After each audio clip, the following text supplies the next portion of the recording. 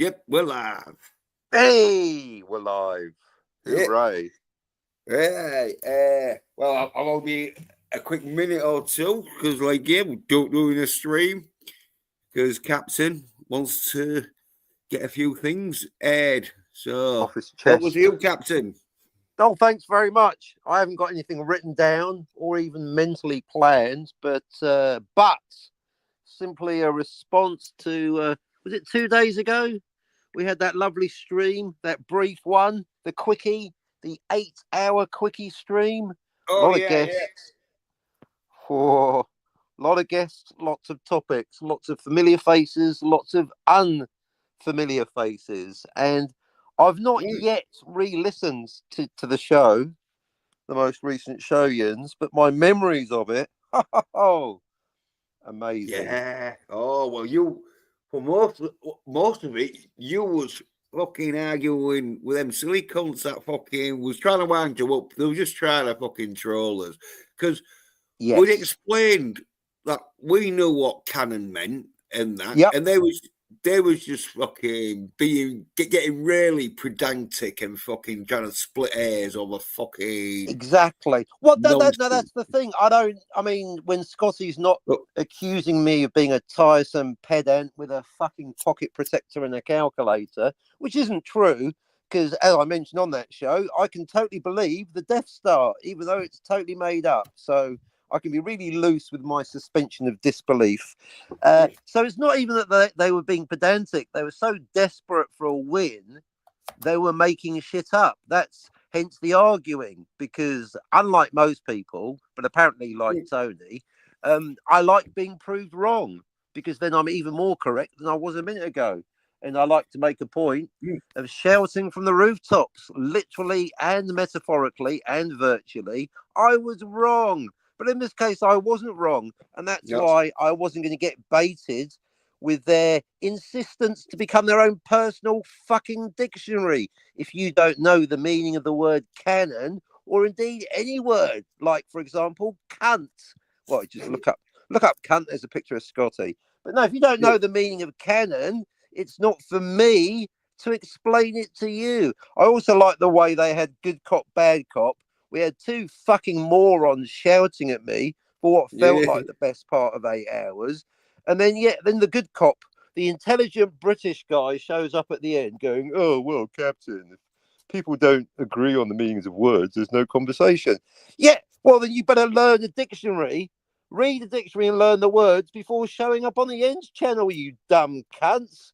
I'm not here to explain words to you, especially ones that no one is debating. That's what got me after I was thinking about it for a day. It's not even a debate. We've never had an argument about what the word canon means. Everyone agrees on it. It was such a non-topic.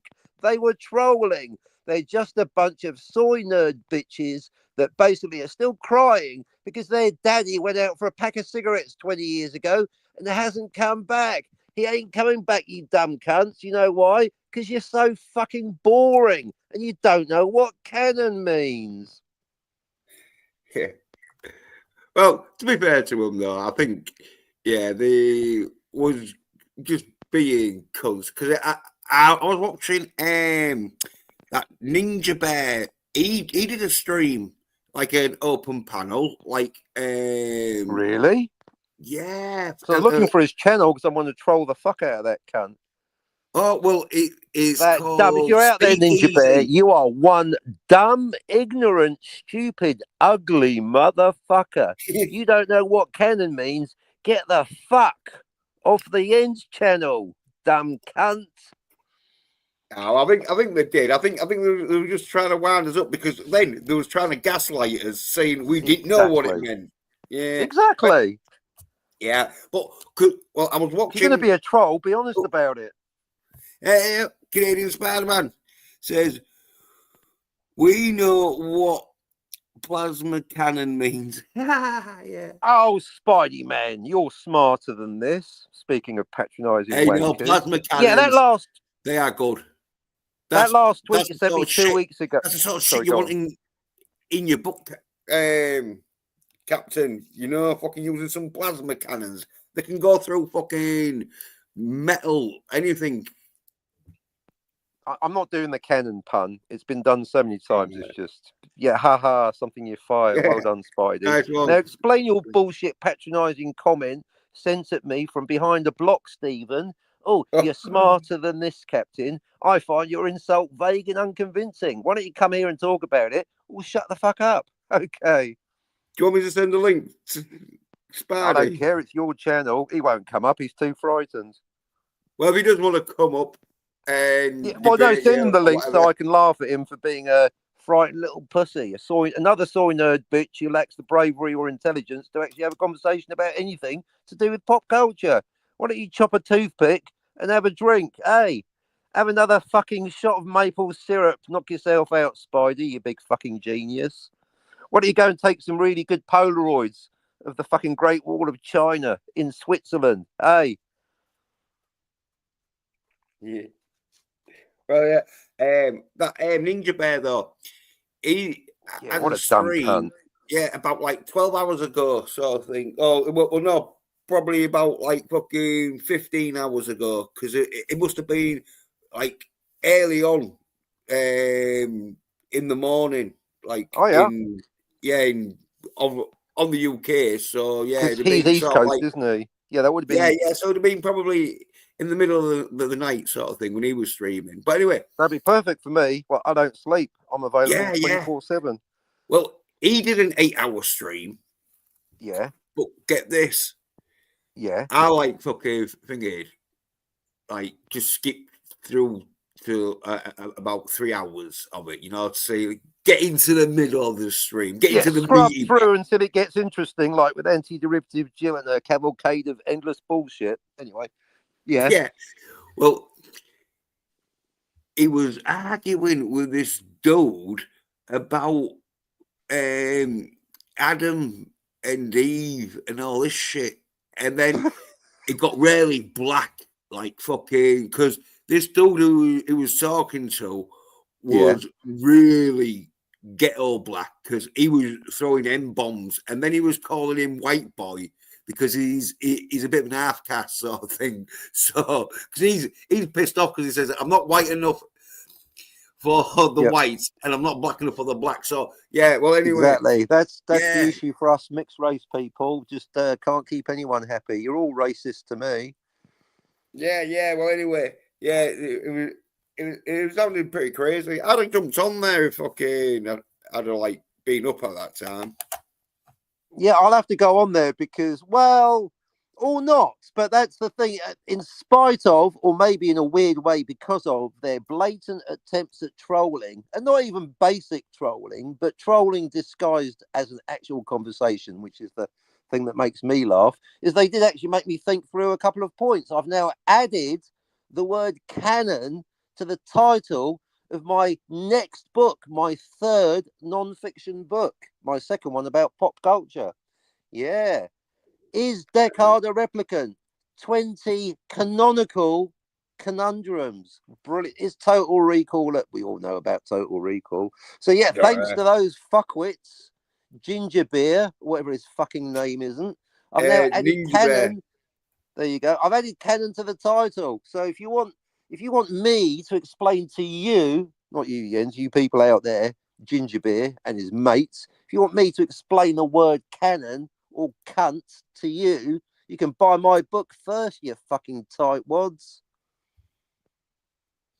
So we all know what canon is, and it's a non-topic. Did you see the thumbnail?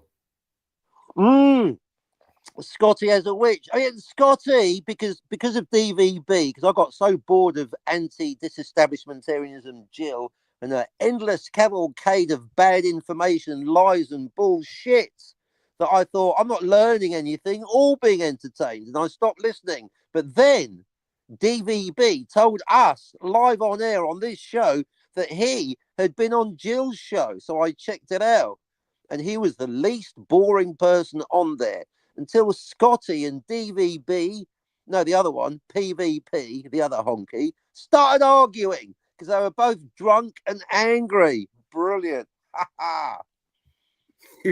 But the bit I'm getting to is Scotty was quoting from Star Trek, that show that he keeps pretending to know something about, and was You're talking quoting about Miss Uhura Scotty. talking.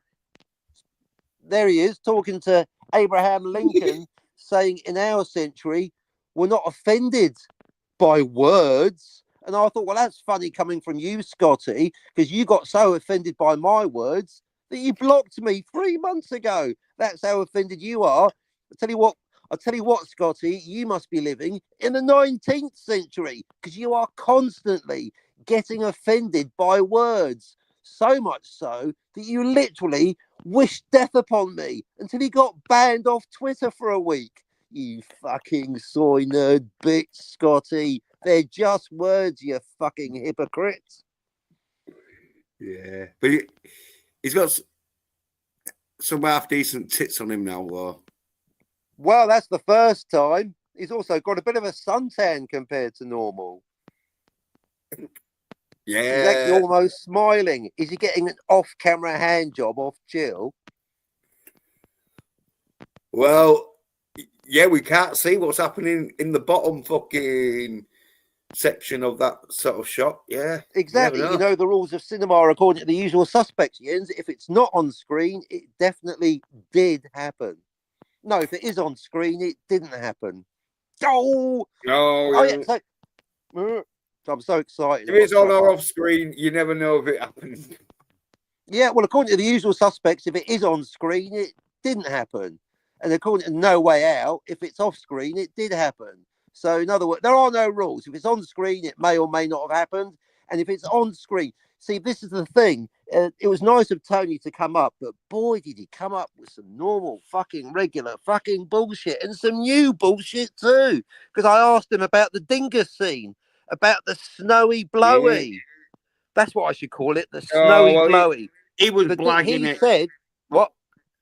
He was blagging it, wasn't he? He tried to make out like he'd watched Reacher. And then I was asking him, so what was your favourite part in Reacher? Where it would have been the end scene, well, the end fight scene at the sort of end of the season sort of thing. Right. Where fucking, it goes on for like 10 fucking minutes. It gets ridiculous. And you know me, I love fucking ridiculous fights. That's why I like it. So, the more ridiculous, the better. Oh, get this right. It starts off the fighting in this sort of like shack sort of thing. This sort of shit, like a farmhouse sort of thing, like stable, a big barn. Yeah, a barn. Yeah, so you might find Honey Rider. Yeah. Well, they start off fighting in this barn, then it goes outside, like probably about like a mile, because then they fall off into this into this clitoris. No, Cliff Booth. A ravine sort of fucking thing where fucking the waves take them out. You know, where it's like a waves on a ravine. No, well, a cliff drop. Well, look out for cliff. Well, anyway, then they get out of there and that, and they go back up to where the fight finishes, sort of like in this sort of like entrance, sort of like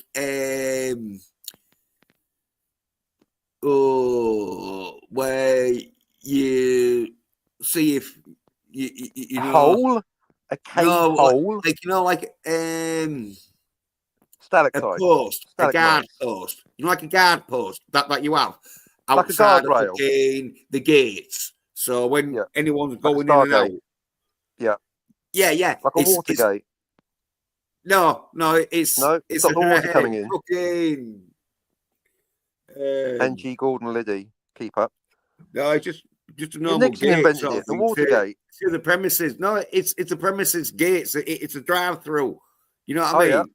Yeah. And so they've got like a little sort of fucking hook there where people sort of stay. Well, there's a big fuck off fucking turret gun in there and that shit. And that's where the fight 360 ends. degrees. Yeah. Well, let's put it this way. If fucking Sawyer Ryan, I should really call him Tony because, like, I don't, because like he's not. We've established on the show 2 days ago that Tony, to be fair to him, is not soy. He is, however, thick as shit and wrong about everything. Yeah. Well, anyway, I'm He's sure he even was dumber than I bullshitting about. thought, folks. Yeah, I'm sure he was bullshitting about fucking watching fucking Reacher. But anyway, yeah, Daniel That Topic just was a says, reach. Exactly. breaking Avengers Doomsday and Secret Wars delayed, but for good reason. Whoa. Hang on. We're halfway through a He conversation doesn't and know. you're hang on. Whoa, you can't interrupt I was in the middle of a sentence about Tony and you're interrupting with Daniel. All Daniel's right, in the well, I'm just chat. You reading can his. fucking Yeah, wait. well, I just I read was two of his halfway. comments. No. We're halfway through a sentence. All right. Fuck Daniel and fuck the chat. It's just totally ruined my flow. I'm like halfway through a fucking sentence about Tony. I let you interrupt because you were talking about Tony and it's your channel. And now you're fucking banging on about fuck Daniel. I've got something to say to Daniel about Back to the Future. Anyway, so Tony said that the snowy blowy, the dingus blowjob in the Hateful Eight happens because it was visible on screen. Really, Tony? Have you never seen The Usual Suspects? Or have you never heard me slagging off The Usual Suspects for the previous 4 years, 4.5 years now? I mean, I wish I could agree with you, Tony. You're right. It should be the case that if you see something on screen, that means it happened, unless it's a flashback. Or what about a dream sequence? What about a hallucination? Oh no, now we can't have Fight Club. It's not that simple, Tony. See, we're a bit more advanced on the Yens channel. We actually like to think about films, not just get drunk and spunk all over each other. If you want that, go to the Jill channel. Know what I mean? We like thinking here. And we know what canon means. Yeah. Anyway, Hey, now I've done that. Daniel! hey, Yeah, back to Daniel. look at this. This one fucking did. No, I didn't hear that Sci-Fi Nation lost his channel and made a new one. And I didn't once know again, that, but Daniel that's doesn't the know what the best. fuck happened. That's the best news ever because you're not allowed to make another channel, so that's going to get struck in the next hour, isn't it? You dumb cunt, fucking Wi-Fi nation. Just for the record, before anyone makes any assumptions, jumps to any conclusions, or decides to simply lie and make a false accusation, because that's what you cunts do because you got nothing on me. It wasn't me. See, just goes to show. All you have to do is sit back, do nothing, and let karma run its course. Oh, Wi-Fi Nation lost his channel. Boo fucking who? Yeah, if any fucking suspects would be LDG because he's It the would one be that LDG. fucking well, LDG is the one that knows about how to get channels struck, doesn't he? Because he's fucking He got Wi-Fi to do it to he's the me. one that told fucking Sci-Fi Nation about it. To strike my chat, exactly. Yep. Sorry, Sci-Fi Nation. You need to read the terms and conditions of service of YouTube. Once you've had a channel struck, then you're not allowed to pretend to be someone else and start broadcasting again. Get ready for another channel strike. Also, not by me. Loser. Brilliant Goes news, around, Daniel. comes No, I around. didn't know that. Yeah.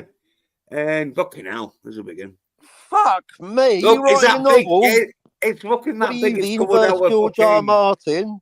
Get up here and start yapping your flap. We ain't reading that shit too long. No, well, we'll have to. But look at how big it is. It's covered up fucking our said. like avatars and Scotty's tits. You've covered up Scotty's tits, Daniel's hot topics. Yeah. Daniel's hot topics. Daniel's nipple coverings, more like. Yeah, come on, Daniel. Just because you don't like seeing women's tits.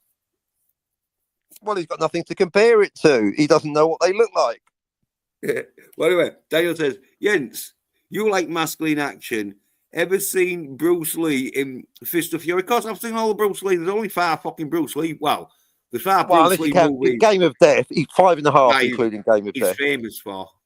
Yeah, Enter the Dragon, Way of the Dragon. Yeah, there's 4.5. Yeah, he did 4.5 movies that I like. Fist of Fury, Fist of Fun. Yeah. And Get Fisted. Yeah. And the Green Hornet, which is a Enter the Dragon's my favourite. But yeah, Fist of Fury, yeah, I've seen that. Enter the Dragon's my favourite too. Yeah. Don't think of the wisdom. I love that movie. I can watch it.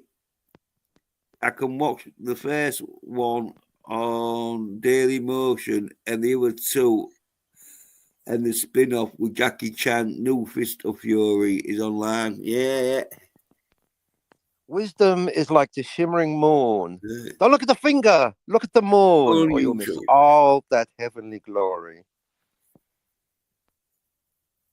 Never take your eyes off your opponent, even when you bow. Yeah. Brilliant. Don't look at the finger. Look at the Oh, morn. you miss. Oh. That heavenly glory. Absolutely, Would you like some whiskey, Mr. Lee? I'll have some tea. Tea, Mr. Braithwaite. Yeah, tea, Mr. Braithwaite. That was brilliant. He put me off alcohol before I even started drinking. Brilliant. Well, he didn't put me off it, obviously, but he planted the seed there. So, yeah, Daniel is to be congratulated because this is a year ago now, but Daniel pointed out that he was having an argument about the disappearing hand of Marty McFly in Back to the Future. And Daniel was going, see, I'm right. You can't have malleable timelines because Marty can't disappear. And his mate was going, well, you can have malleable timelines because Marty is about to disappear. And Daniel, I've been waiting a year to tell you, your mate is wrong and you are right. It's a bluff. That's why Back to the Future is simultaneously the best and the worst time travel film ever, because it's the one that goes there, that goes closer to going there, that gets closer to going there than literally any other movie, TV show, or short story, or novel, or cartoon, or comic book, because they actually push the button on the grandfather paradox, thus triggering Clobby's law. Marty disappears. But it's a bluff, Daniel. You're right. Your mate's wrong. It's a bluff. It's bullshit. You know why? Because they never go through with it. Because they can't go through with it. Because of Clobby's law. Because if Marty's hand disappeared, the Marty would disappear. And that means that he didn't just disappear. So the whole thing is not just getting zapped by a ray gun. No one's saying that's a problem. I've got no problem with people disappearing in movies. But of course, it's the grandfather paradox. The idea was that Marty disappeared and he was never born. Well, if Marty was never born, then he never went backwards to 1955 to create a new timeline or indeed be stuck in a malleable timeline and prevent his own birth. And if he didn't go back in time to prevent his own birth, then he does exist. And if he exists, then he went back in time, backwards in time, pay attention, and thus prevented his own birth. So he didn't. So he exists. So he doesn't exist. See Clobby's law. So Daniel, you were right. Marty's hand doesn't disappear. I don't care that it's on screen. It's not canon. It couldn't happen. It wouldn't happen because of Clobby's law. You are right, Daniel. And your friend, he's a fool. So there. Well, that says Bruce Lee is awesome. He didn't need guns. He can just kill people with his fist of fury, and he uses like little Two-finger punch? wooden Nunchucks. stick things that he throws. Shuriken. No, The they're little like throwing darts. No, they're like pencils. Oh, You know, the sharpened okay. like wooden sort of fucking things, cocktail sticks, tiny knives. Yeah. Well, bigger versions of cocktail sticks. Like There you go. imagine a Hobbit stick. cutlery. He was throwing Hobbit cutlery. That's the technical term. Yeah, well, imagine a cocktail stick, but the size of a pencil. Okay, imagine a pencil. No, because that is a pencil, you fucking knob. No, it ain't. Well, because a if cocktail you stick hollow it goes out, really put some charcoal in it. pointed. No, a pencil has got more of a 45-degree angle, where fucking a cocktail stick's more at a like fucking 84-degree angle. I like the way that Daniel just rocks up in the chat and expects the entire show to pivot to whatever he's thinking or talking about, completely insensitive to whatever we're talking about. Hi, I'm Daniel, and I don't give a fuck. It's all about me, what I want to discuss. Well done, Daniel. Well, I want to talk about how fucking witches are gonna be bitches. You, Soy nerd witches. Yeah, no, Scotty going on the Jill show while DVB was on the panel and saying in our century, we don't get offended by hurty words. You're saying that behind a block, Scotty, you fucking puerile hypocrite. pusillanimous Yeah. pretend best friend, you fucking cheesecake knob, Scotty. You are afraid of words every hour of every day of every week, aren't you, Scotty? Speaking of words, he doesn't even know the correct term for a Klingon weapon, does he? Vulcan, whatever. Kapla! I don't think Scotty's even seen Star Trek. I think he's been bluffing this entire time. And of course, we still haven't got onto the main topic with what's his name? I'm forgetting already. That Disco Doomcock guy, Tony. That's it. Stark of Iron. Who I'm trying to big him up and trying to give Tony back his confidence and convince him that he knows more about time travel and how many timelines in Back to the Future than Jens. And he comes up with a new cockamamie bullshit theory. Oh, Marty's not creating timelines, he's just jumping into pre-existing identical timelines. I mean, it's bad enough listening to Jens go on about 9 timelines. That's 3 on screen, 6 off. Those of you not paying attention. Oh no, but according to Tony, there's an infinite amount of timelines, all completely identical. That's right, Marty isn't creating new timelines. No, he's just jumping into pre-existing ones. An infinite amount of identical timelines. I tell you what, Scotty, I was about to talk about stupidity, Freudian slip. I'll tell you what, Tony, as soon as Scotty says the dumbest shit ever, Tony, you figure out a way to elevate the conversation to come up with even dumber dumb shit. Well done. Slow clap for Tony. Think, Tony. Think. Because of all the dumb shit I've heard about time travel, what you said on Jens's show 2 days ago is by far the most recent. And also the dumbest. Well, he's trying, the poor cunt. I feel he's very trying. Annoying as fuck. I feel a bit sorry for him because he was heartbroken when he came on, because he thought me and you hated him, and we was fucking after getting where we hadn't. We're just being like, of course not. To hate someone, you have to care about them. on a stream. That's all. I don't hate him. I just like to ridicule him. Yeah. And Daniel, to bring up the fact that he stole 3 of my jokes, admitted it, he's paid all up for it. For the Doomcock. He says, speaking of timelines, time travel and parallel universes, do you hear... Hang on, that's 3 different topics. Pick a lane. What the great Miko Kaku said. He said that the multiverse exists, and he tells his students they live in a multiverse. Way ahead of you, Daniel. Get used to it. Oh, hey. That's the book he's talking about. But Daniel, you're making the same mistake that a lot of dumb motherfuckers that don't listen to what Jens is saying properly make. Okay, what you're talking about there is actual physics, which also tells us that time travel isn't fucking real, not to the past. Okay, this is a pop culture channel. I mean, it's Jens's channel, but I used to say this on my channel. You know, you fuckers need to know the difference. If you can't tell the difference between made up, wacky, crazy, beaming up, beaming down physics and real physics, then you might as well, you're so dumb, you might as well be a writer for Star Trek. Okay, it's 2 different things. Time travel isn't real. Now, the thing about parallel universes is they may or may not be real. Unlike time travel, parallel universes are not impossible. But then again, you try saying that shit to DVB. He was slagging off Jill to her face on her own channel, telling her to shut the fuck up, talking about multiverses. I couldn't believe it. He won't even tolerate the word, Daniel. So I might agree with you, and indeed Michu Kaku, or whatever his name isn't, racist, that parallel universes do or may exist, but try telling that to DVB. He'll slap you into next week, Daniel. It's Daytona. He wants the link probably to pop. Oh no, sorry, Daytona. Sorry, only intelligent people today. Yeah. We had enough stupid people 2 days ago.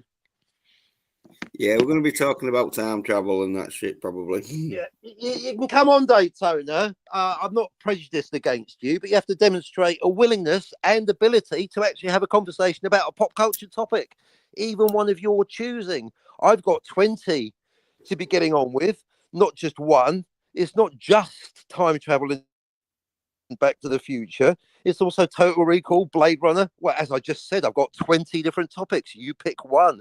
Help me write my book. So I'm not opposed to having Daytona come on my show. I mean, your show, but he's got to drop the dumb shit, big back, and start actually engaging in intelligent conversation. Can you do that, Daytona?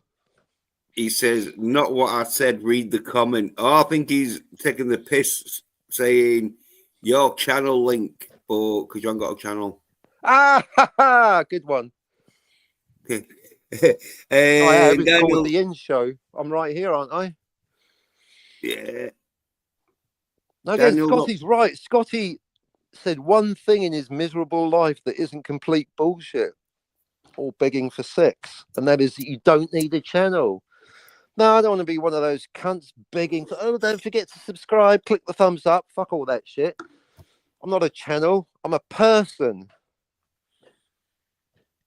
And Daniel says, actually... Oh, Daniel quoting other people's bullshit. Mikey Sue's 4 doesn't even know what time travel is. As for his friend Gorilla's Random Thoughts, he doesn't even know what the grandfather paradox is. He thinks it's about sex.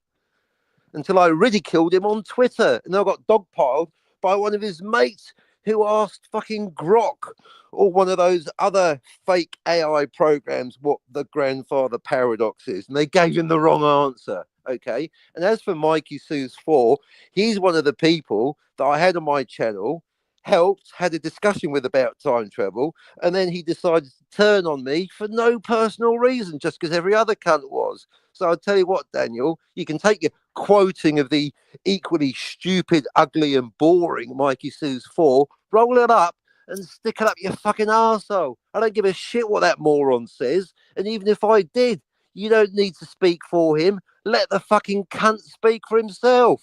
Next! Yeah. Well, he says that they said that they told him that time machines do exist, but they are called time displacement devices. Well, he's a dumb cunt then, isn't he? Because they don't. Across the world. Who owns them? Yeah, and I've got a bridge I can sell you as well, Daniel. You send me $100 now, and I'll send you the bridge in the post tomorrow. Time travel's real. Fuck off, you muppet. Yeah, to the future, maybe, not to the past. Indy Toda says he knows about the grandma paradox. Good. Yeah, he's getting out all the good ones today. Oh, yeah. Someone's Tony though. Oh, you're funnier than Tony. No, well, Tony was ripping off your big back impression. I don't know if you saw the last half hour of that 8-hour stream. Tony doing another rip off. Tony ripping off someone else. Oh, you was there. Don't you remember? Because I said to him, I said, hey, because I said to him, oh, you want to be a bit more like Daytona, where you fucking talk a load of shit and don't be so uptight sort of thing. Well, he sort of said Daytona was shit and only had 2 impressions, and then he started doing I'm Big Mac. My name's Big Mac. That's right. And then that's right. Didn't Tony also actually invite via us Daytona onto his show? Didn't he say that? Didn't he say, oh yeah, I like having people dumber than me on my show because it makes me look intelligent? Have you got Daytona's number? But I remember telling him though that Daytona might want to fucking give him loads of shit in his chat. If he's stealing his fucking his one funny comedy routine. Because I like the big back. It's definitely his best character. It's funnier than that other character, Daytona Falls. Who's that idiot? But yeah, big back. American. I prefer the fat, stupid bitch than the dumb fucking American. Yeah. On big back. Come on. Got 2 impressions. 6 off-screen timelines, maybe 7 if you're big back. Oh, look at my fucking signal. Why is my signal gone shit? I don't know. Why? Are you turning left or right? No, it's fucking... Phone signal? Internet signal? Yeah, it's a phone signal, all right. I bet, yeah. Well, a communications disruption can only mean one thing, Jens. Invasion. No, I moved before, so that helps. Yeah. Look. Tony Stark and his infinite number of identical timelines. I've heard some dumb shit coming out of that boy's mouth over the years, but that one really takes the fucking biscuit, yo. It's a second city bit. Dummies. Dummies were the crash test dummies.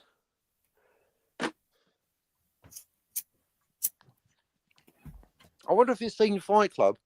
I bet he hasn't read the book. Oh, that's right. And then DVB brought up Fight Club on the Jill channel. And then Scotty goes, oh, Bret Easton Ellis. No, Chuck Palahniuk. Scotty's obviously never read a book in his entire life, apart from Onanism for Wankers. Hey, Scotty. Still, as long as we're all clear on the word canon and what it means. I mean, it's not hard, is it? What happened, basically? Canon. Expressed in 2 words. What happened? There you go. Is that easier? The book of what happened.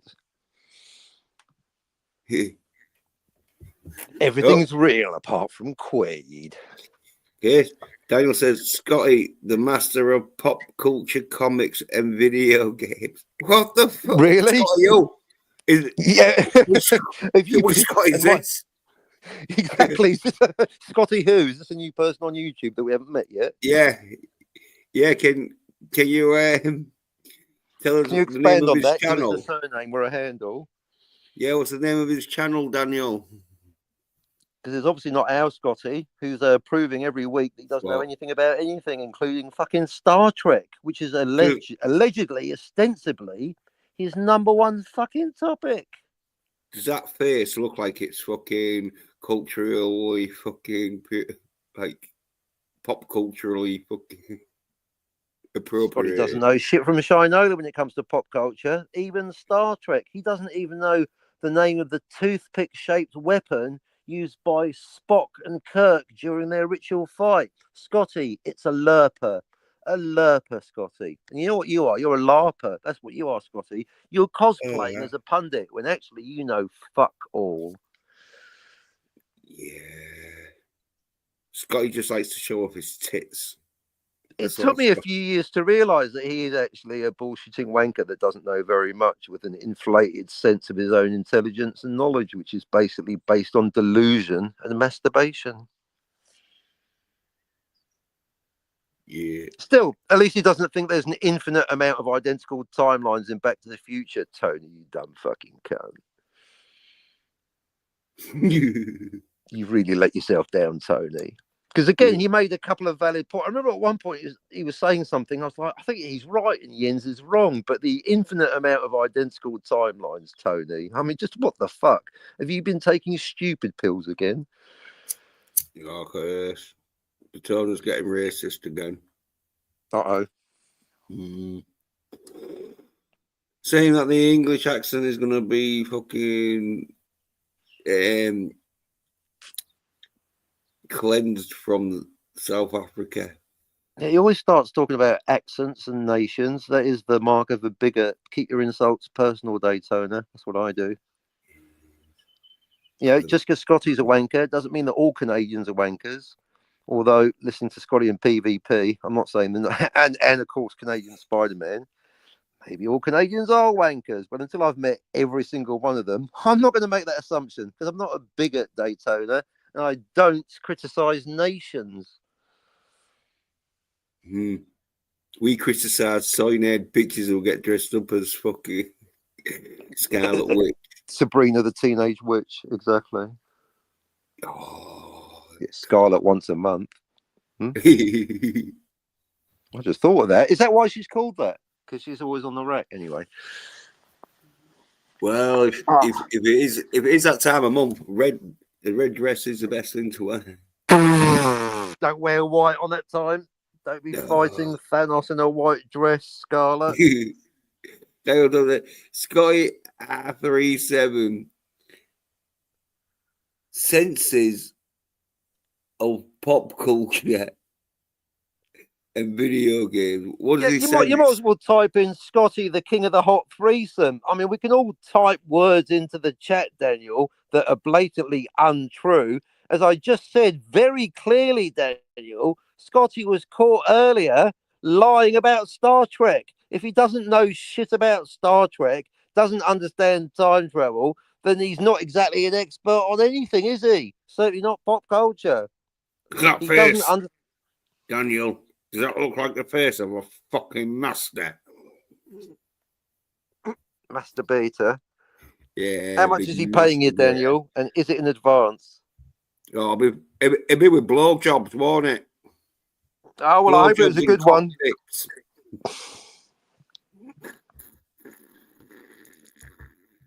Yeah, every time I see that robot Ashen alien with the whatever liquid coming out of his fucking mush, I just think of Scotty now. I think they need to redo Alien, but with Scotty. Yeah. He told us having a wank because he's saying Indeed. Scotty looks mighty dapper. Yeah, I know. Well, He needs to look dapper because he's got nothing interesting or correct to say about Star Trek or anything else. They can even get the fucking hole in the ozone layer correct. They go, oh, we fixed the hole in the ozone layer. Really? Come to New Zealand. Motherfucker's still getting cancer over here. Seriously, they can't get any of their facts right, whether they're talking about pop culture or the actual real world. It is anti-derivative chill and a cavalcade of endless bullshit, featuring Scotty and PvP getting drunk and arguing with each other because of childhood trauma. Probably. Just a lucky guess. But yeah, PvP's got some deep-rooted emotional issues. His buttons are so easy to push. get you out of the telly. That's an English fucking phrase. Why are you Americans using that? Yeah, that's our word. You can't use it. Yeah. Say TV like normal Shermans. Yeah. The tele. The television. The idiot box. I guess Yeah. YouTube is the new idiot box. Of course, now the idiots are actually the ones on the fucking screen. Yeah, but there's Timelines, masculine channels out there though, like mine, where it's all fucking masculine action and slagging off soy-nerd bitches. What more do you want? and there's a lot of soy nerd bitches out there that need to get slagged off, especially the ones that don't even know the meaning of the word canon. Oh yeah, and that's not even it. And then they were coming out again, arguing about shit that's been agreed upon 5 years ago, 4 or 5 years ago, in an infinite amount of time ago. We all agreed that the book and the film are always two different things, no exceptions. We've even come up with a phrase for it, haven't we? Transmedia canonical verisimilitude. But those fucking morons, Ginger Ninja, or whatever his fucking name isn't, and his two dumb mates going, oh, the film's canon to the book, always. No, try never. It's not even sometimes. And then they started lying to prove their point, changing the reality to suit your point. No, you're meant to base your opinion on the reality, not the other way around, you dumb cunts. No, I think you'll find that the number of films canonically faithful to the book, to the source material, is precisely 0, including Silence of the Lambs, which I've seen the film, which I have seen, and I've read the book. And there are differences. Now, I heard Andre from Midnight's Edge once also putting out the same lie that the film and the book are identical. Now, they're pretty close. As adaptations go, Silence of the Lambs is fairly accurate to the book. It's one of the most faithful adaptations ever made. And it still changes a bunch of shit. So I think you'll find that the guests on the end of the show were lying, or they are genuinely that fucking stupid. But they were certainly lying about Silence of the Lambs. And what was the other one? To Kill a Mockingbird. Another movie that stays fairly close to the original source material novel, but does indeed change something. You only have to change one word and it's a different canon, isn't it? Like Pulp Fiction. But Captain, Pulp Fiction's not based on a novel. No, but it does have a dialogue discrepancy. It disagrees with itself, you motherfuckers. Every motherfucking last one of you. Oh my God, Daniel. Who's got a bee in your bonnet? Have you been snorting coke off a stripper's tit? You won't stop typing. You're like the inverse George R. Martin. Why don't you write The Winds of Winter, Daniel? You've clearly got busy fingers. And not in a sexual way either. Yeah, he says the books and the films and the video games, if any, because sometimes they do make video games, but and spell out the number or 3 different quantum realities.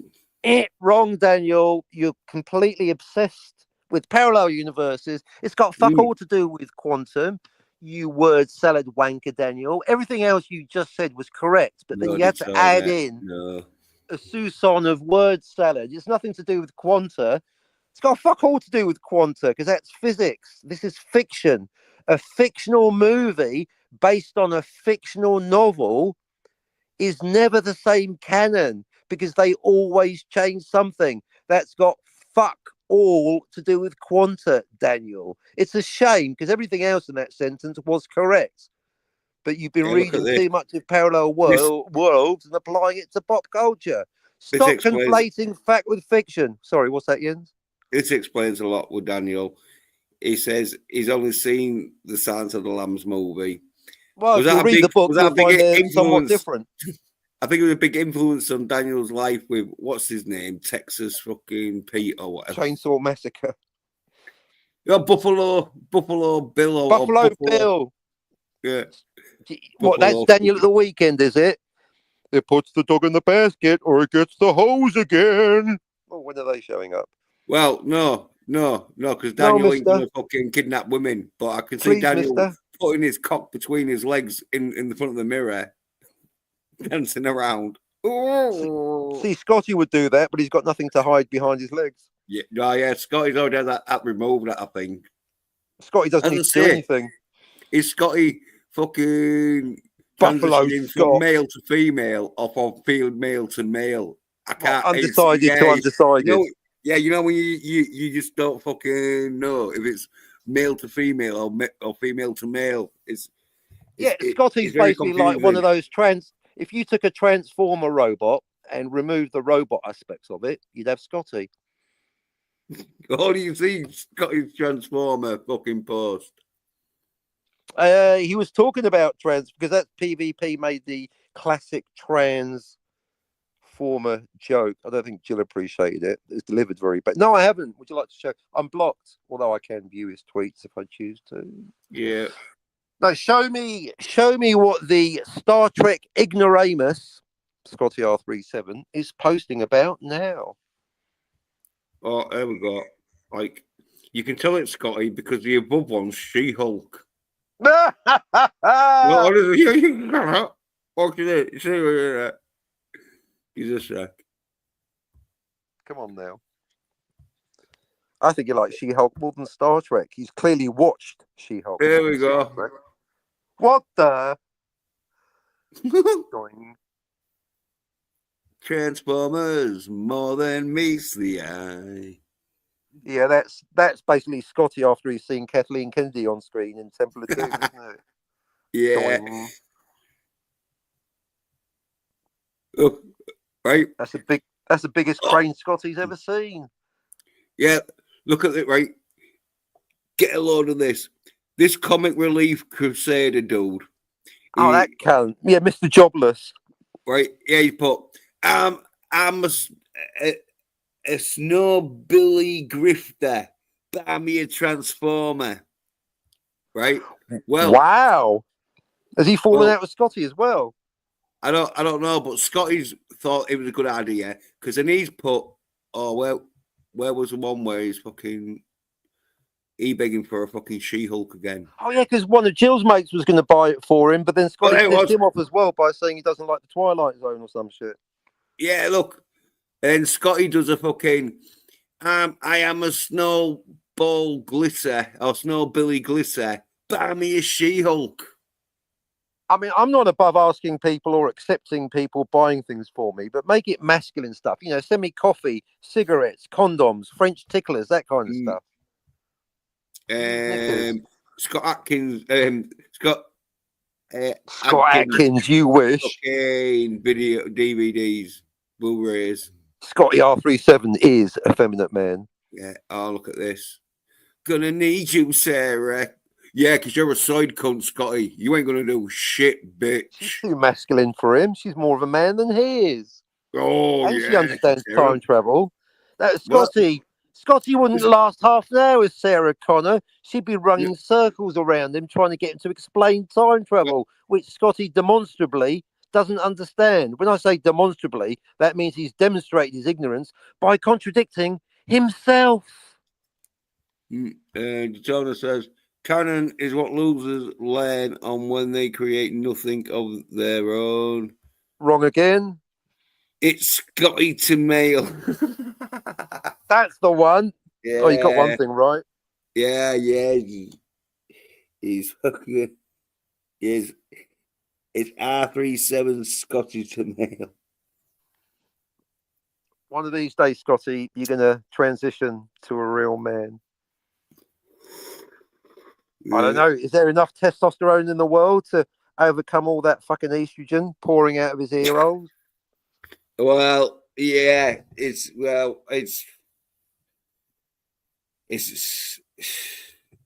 until we try we will know that answer. Try harder. I have got a question for Daytona, by the way. The snowy blowy, because Tony got it wrong. Well, I haven't even got an opinion, but basically Tony's answer is wrong because his reasoning is wrong. Tony's good at guessing the right answer and giving the wrong reasons. And yet, because it's on screen, is clearly not the right answer, Tony, because of the usual suspects.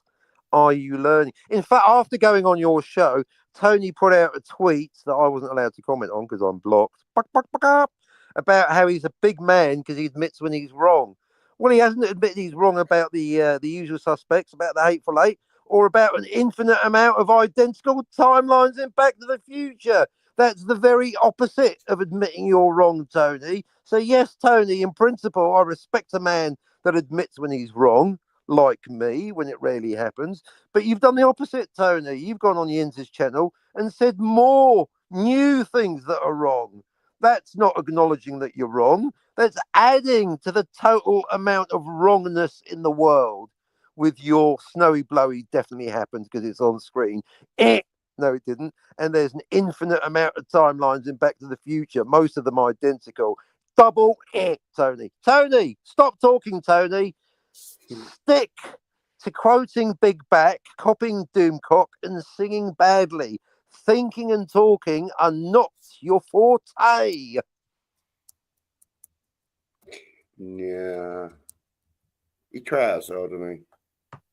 He tries and he fails. Do or do not, Tony. There is no try. There's just a lot of weak attempts. Pathetic, Tony. Do better. Because he was also complaining about, the captain wants my channel gone. So my channel is gone. So's Wi-Fi Nation. Be a man, Tony. Accept the possibility, indeed inevitability, that one of these days your channel is going to poof disappear. Well, the karmic crime of copying my jokes. Yeah, well, probably do what fucking the rest of them side cunts do, where they make another channel and then they act like they haven't been a side cunt. Exactly. And I refuse to play that game, and that's why I'm not going back out there and starting another channel. I'm quite happy being a guest. Thanks again.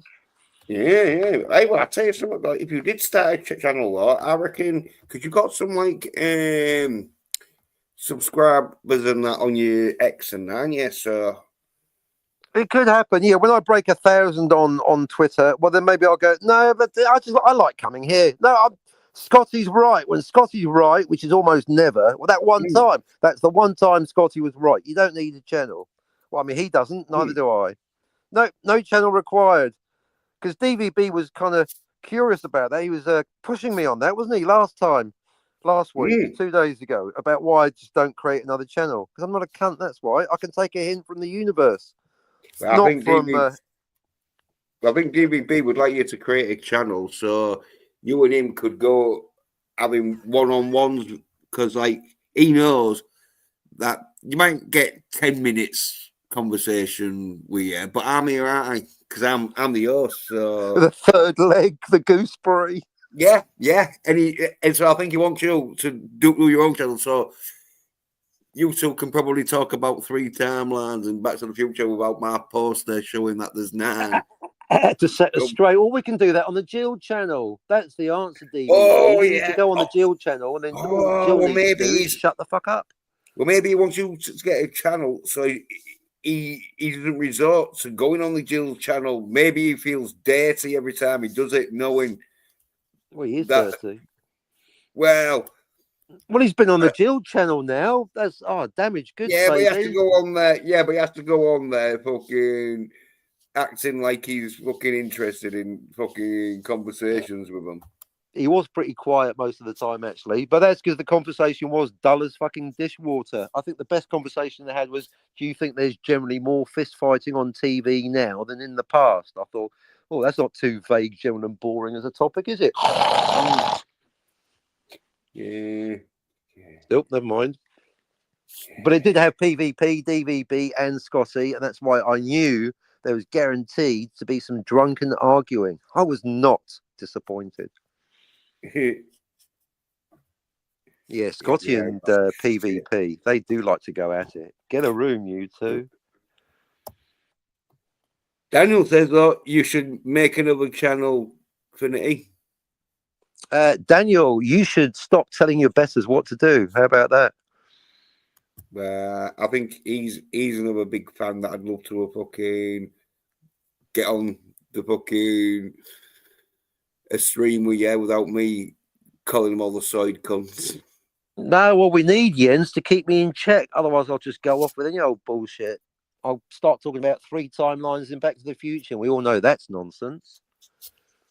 Well, no, Clearly there's 3 on screen. Yeah, well, there's 3 on screen. There's 6 off screen ones, Jens. Don't forget about them. Well, no, we shouldn't. Yeah, so the answer is no. Well, never say never. I mean, just to spite you all, maybe I'll start a new channel tomorrow. I mean, if it's good enough for Wi-Fi Nation, then it's good enough for me. But no, I think it's wrong. And as I say, it's Wi-Fi Nation did me a favor. It was a blessing in disguise.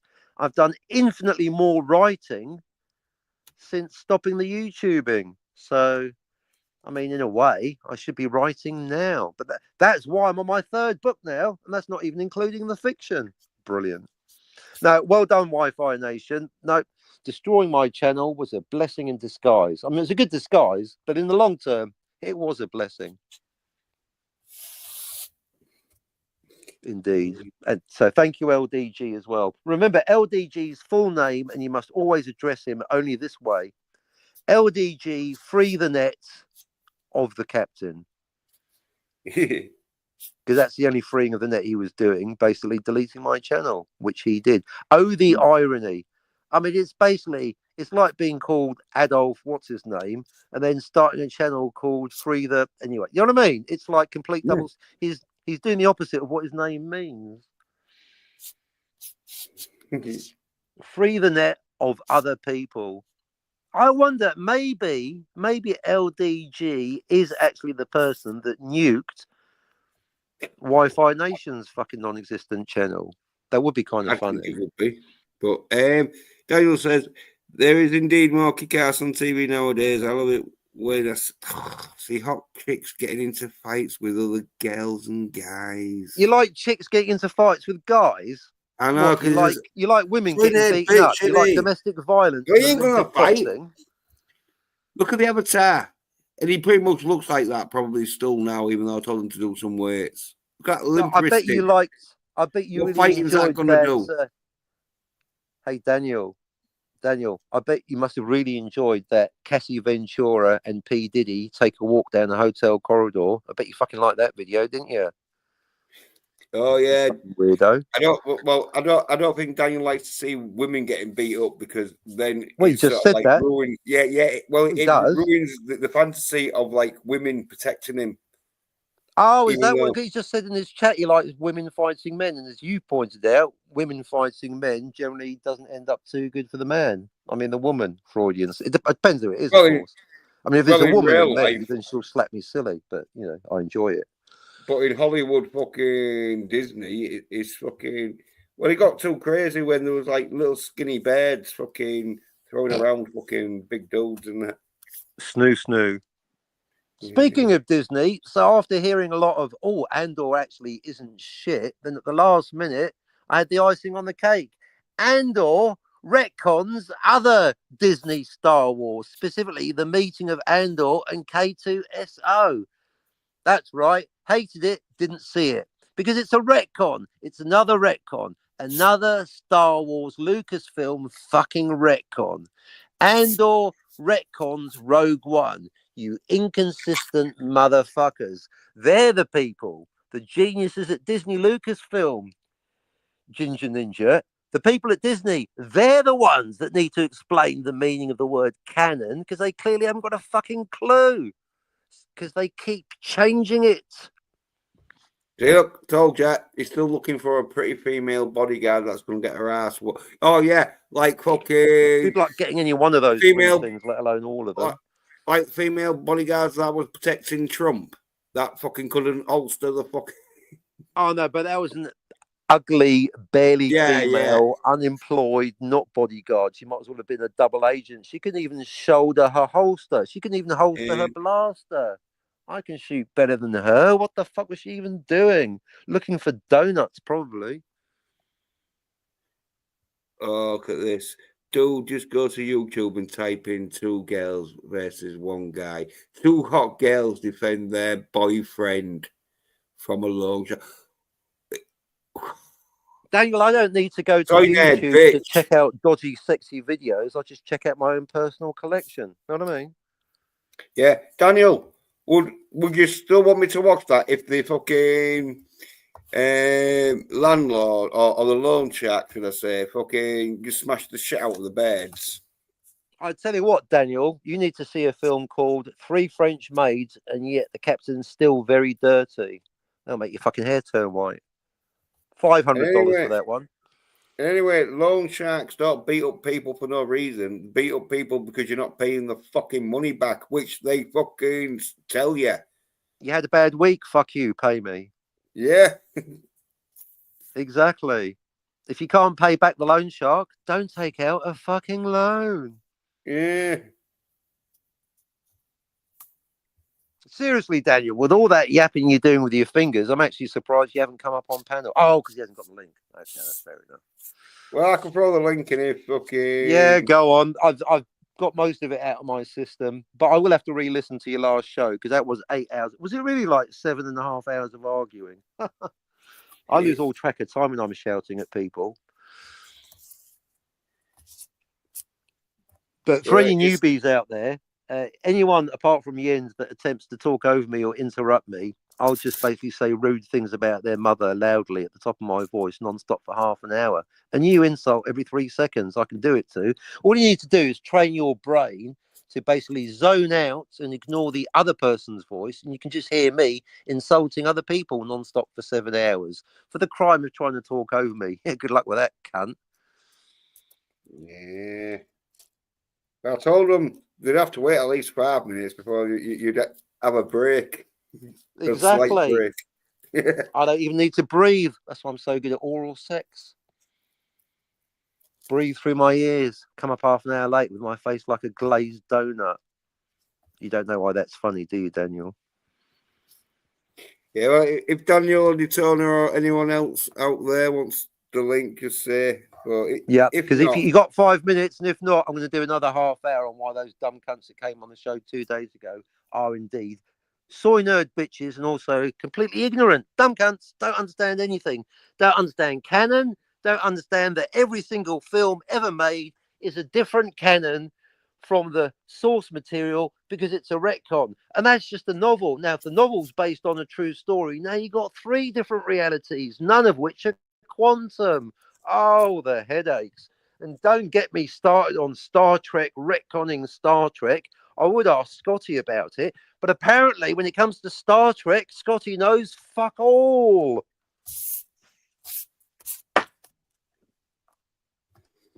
There's your tobacco. Good amount. Well, Scotty, as I say, he's just a fucking glamour boy that fucking looks good in a fucking. He looks good, but he doesn't look that good. He's not nearly handsome enough for the amount of bullshit that he comes out with.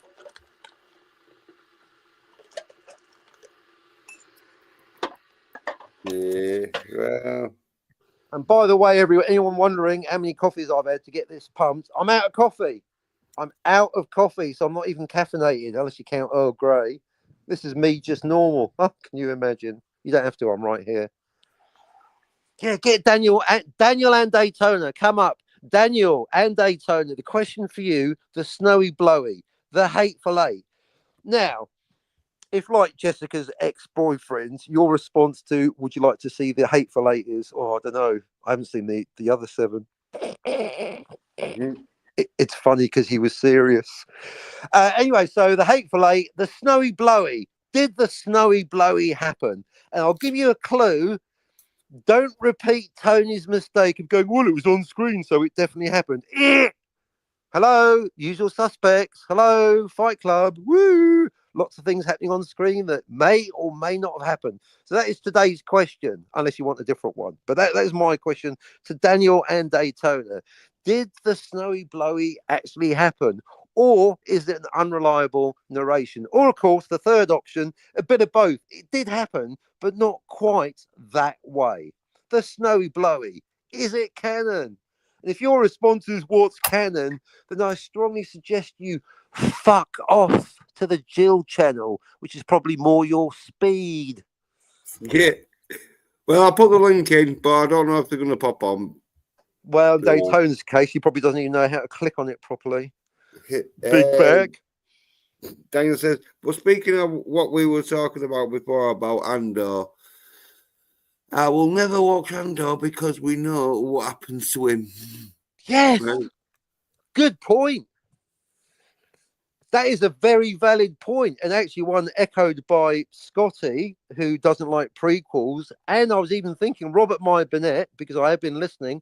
All you have to do is listen. Robert Meyer Burnett says he doesn't like a framing device. Well, if you take Rogue One and Andor together, then Rogue One is the framing device. And to Scotty's point, Andor is the prequel. So Daniel's quite right. Daniel, Scotty and Robert Meyer Burnett would agree with you, although that's not really saying anything. Yeah, exactly. So the only way to really enjoy Andor is to have never have seen Rogue One. You've got to watch Andor and then Rogue One. But it's still a retcon. Oh, but Captain, it's a prequel. Shut up. So yeah, I agree with Daniel. I'm never going to watch Andor because I've seen Rogue One. Correct. Well, and I'm not remotely interested in Star Wars or Disney. It's boring as fuck. And it's boring as fuck. Oh, and it's a retcon. So there's 4 reasons. It's Star Wars, it's Disney, it's a retcon, so it's not canon.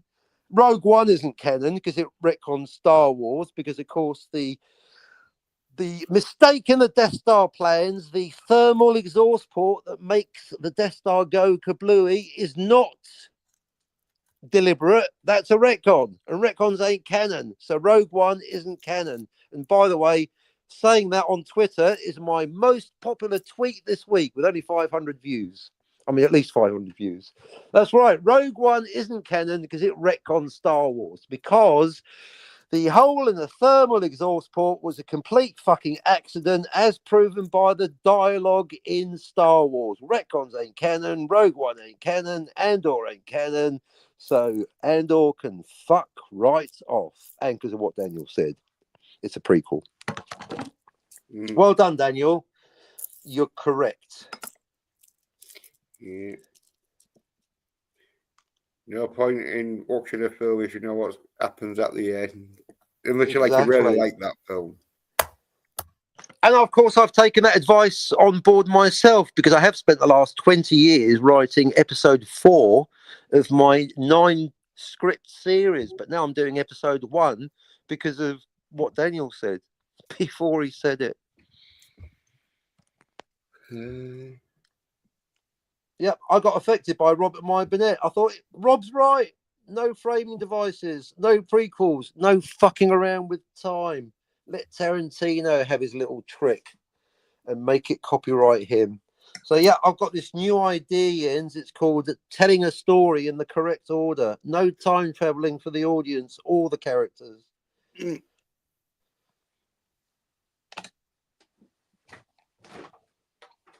So yeah, the first Captain Infinity story, episode 1, is set in 2012. I can tell you that much. So unlike James Bond, it's going to be set in specific years.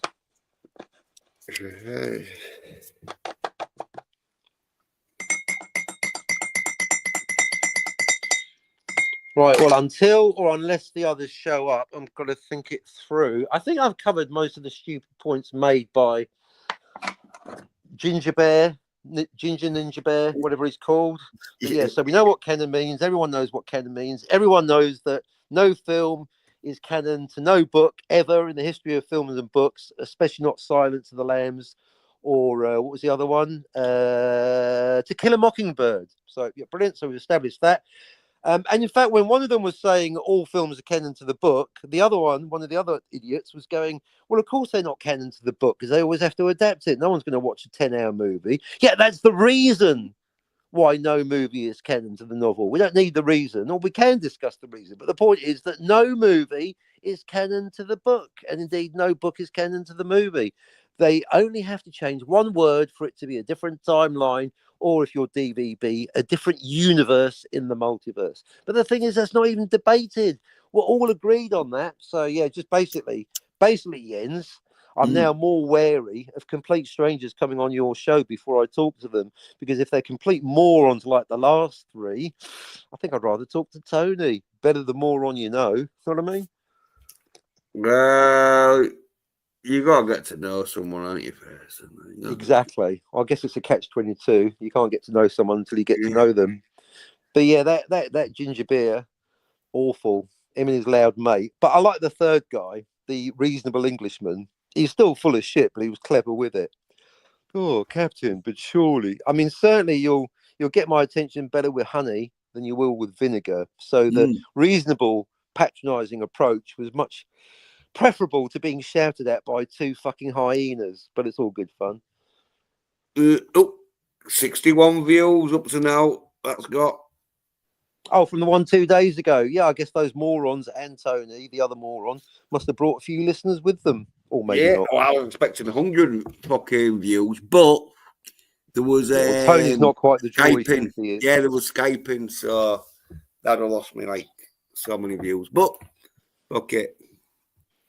No, I think the best views. What was your best numbers? Was it the when you actually had the?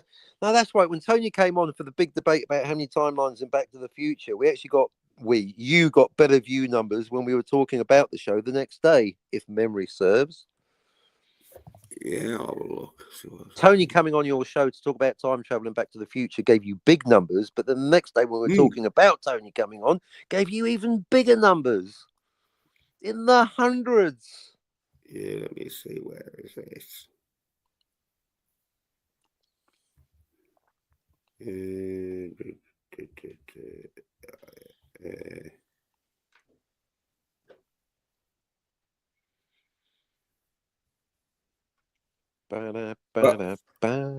Oh yeah, I'll show you. Here it comes. Yeah, this is like the debate one where it got 130. Well, it got 136 now, but yeah, it was something like 90 or something. Where the one afterwards, got like 154. I mean, there was not too much in it, but it does confirm that talking about Tony, as far as your audience numbers are concerned, is more interesting than talking to Tony. Yeah. Numbers don't lie, Tony. It's more interesting to them out there listening to us talk about you than talk to you. You come in, we slag you off, you get 50 listeners, you start coming on board, 20 of them disappear. Although I don't know, I think I actually do enjoy talking to Tony almost as much as I enjoy talking about him. They're pretty close. Yeah. I like the way that he talks about how he's not obsessed with Doomcock. It's like, well, why are you talking about him then? We're not talking about Doomcock. Why are you talking about Doomcock? Oh, I'm over it with Doomcock. Well, why bring him up then, cunt? Why are you giving him fucking super chats all the time? Well, he says it's not all the time. It's just a $5 a week now. They're still paying him money, Tony. You're still paying money to a fictional character that keeps lying about Kathleen Kennedy leaving Lucasfilm. I mean, he's trolling you idiots by now. He won't lying. It's just that fucking... Oh, sorry, rumour. If you say the magic word rumour, then that forgives any amount of lies. Well, I heard a rumour. I'm sticking up for Doomcock because he does clearly state it's a rumour. And so if people are thinking it's going to happen, then fucking they're a fool. True, but Jens, you know me. I like to find something new, original, and different to slag people off for. And my issue with Doomcock isn't the fact that he talks bullshit. It is the fact that he does call it a rumor is my problem. That doesn't forgive it. That is the problem. I'd rather he came out and said Kathleen Kennedy, 100%, you can put money on it, is leaving Lucasfilm tomorrow at 12 o'clock. But just going, oh, maybe or maybe not, it's a rumor. No, it's just a fucking lie. That's what it is. You're just hedging your bets, isn't it? It's basically a complex derivative fund you're making. Sorry, I thought I was still talking. It's a sporting bet. It's like if I was like, oh, he's just hedging his bets. No, I'm explaining my point. No, I don't care what you think. I don't care. We're talking over me. Doesn't make you right. It's like a sporting prediction, should I say? It's like if I predicted fucking. Yes. I don't know the Grand National fucking. No, keep it to whether if you predicted whether Kathleen Kennedy leaving Lucasfilm. If I said, oh yeah, I've heard a rumor that's going to win in that, and it don't win. Yeah. It's like, well, I didn't say it was going to win, but that's exactly, and that's the problem. By saying rumor, he's just be there. You have to be there. If you don't like rumors, as I say, if you don't like listening to Fleetwood Mac's rumors. Exactly. The only rumours I listen to is by Fleetwood Mac. There you go. Exactly. Yeah. Well, because the rumour is basically saying... Tell me sweet little lies. Exactly. Little lies. That's Doomcock. Tell me lies about Kathleen Kennedy. Exactly. He doesn't know. He's just pulling information out of nowhere. No. He's just making shit up, pulling it out of his ass, and then calling it a rumour just to cover his ass. Rumour means lie when Doomcock says it. But Sidecunt started watching that Andor and fucking all the Obi-Side Kenobi and that. And so she kept her job. Because it was like, Obi-Side Kenobi. Blandor. Yeah, fucking hell. Or Blandbor. Or Andbor, whatever you like. Any combination. Oh, Captain, have you seen it? Nope, haven't seen it. Hated it. Look, Tony Gilroy, if you're going to retcon Rogue One, you can fuck off.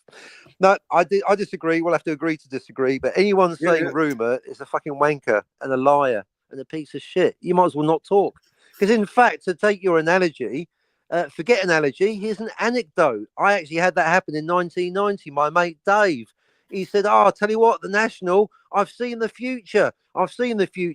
And the National, the Grand National, that's going to get won by Mr. Frisk. Mr. Frisk, put a $5 on Mr. Frisk, and we all put a $5 on Mr. Frisk. And you know what? We ended up with a $10 because he won. It wasn't a rumor; it was a fact, and that was a horse race. You're not meant to know the future in a horse race because then it's a fix, isn't it? So he didn't actually know, but he was right. So no, if Doomcock, if Doomcock said Mr. Frisk at 3:15 at Chepstow, I'll tell him to fuck off. That's what I'm talking about. Rumor is basically lying with extra steps. We have a real 3000, Chris. He said, hey, Jens, stopping by and leaving a like. Yeah, cheers, Chris. Hey. Yeah. Who's that? Friend of yours? Well, yeah. So, Chris from The Real Review. I remember. Yeah. Oh, God, I haven't argued with that guy for a long time. Yeah, big mouth. Good guy. I went on his show once or twice, but because I'm a cunt and that, there was other people probably on the panel that probably said, no, don't have him on. Probably because you know me. Well, hey, Chris, to be fair to him, not only did he have me on, he had like Daytona on, because that's how I think that's how me and Daytona met, through fucking Chris's channel. Through Big Mouth Chris. Yeah. Well, like it was only one because like he was going from a mainstream sort of like where he knew like I was a liability. Like he didn't What? really. Because you Well, speak too it much was one of truth, them where he didn't really want me to be on his stream right? because it cost He him just and that. wanted you where he could see you.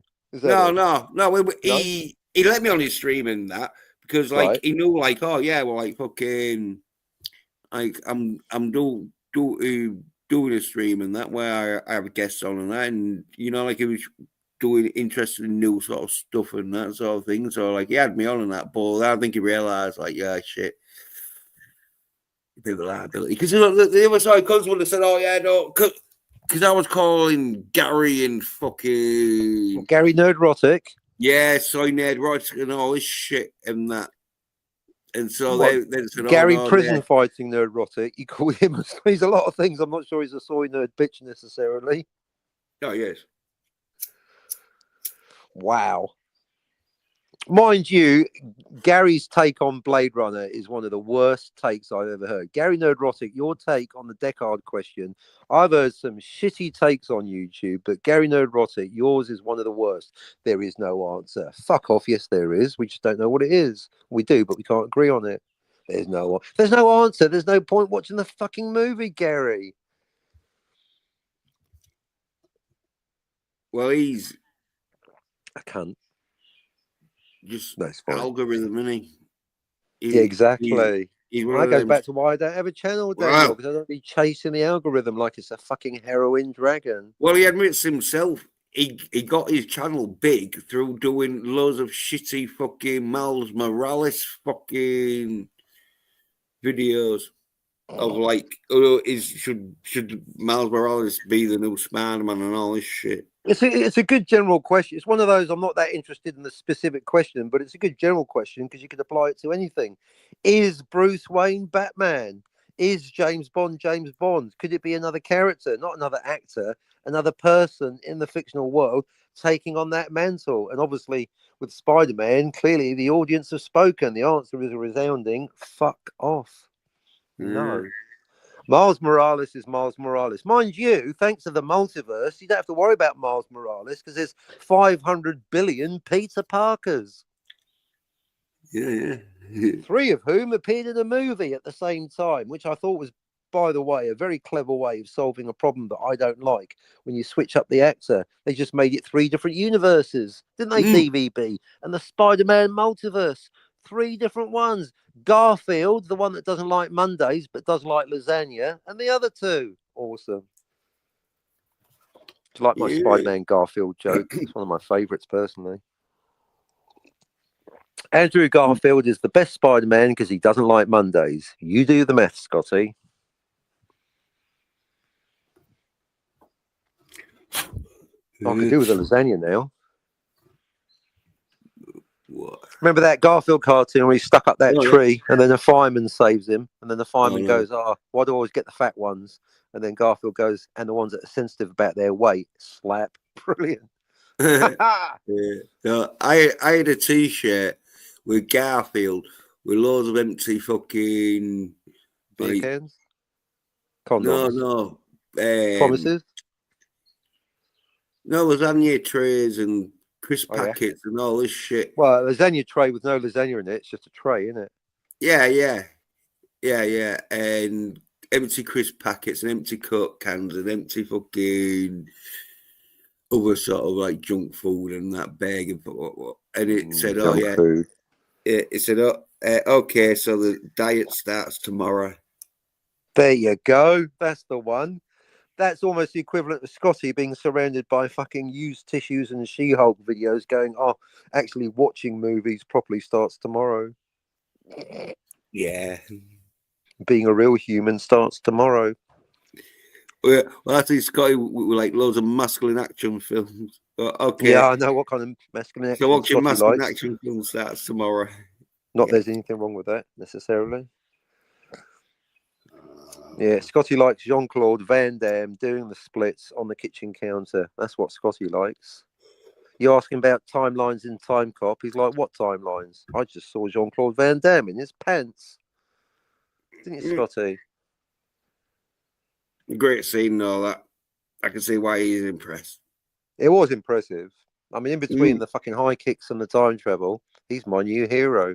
Daniel, did you know that the real Back to the Future 2 is Time Cop?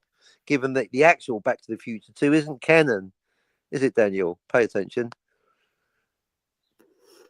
So it's not Max thingy. It's fucking Max Walker. It's Marty Walker. Yeah. Oh, is it his brother or his cousin? Marty McFly Walker. There you go, Marty McWalker. Mucky McMax.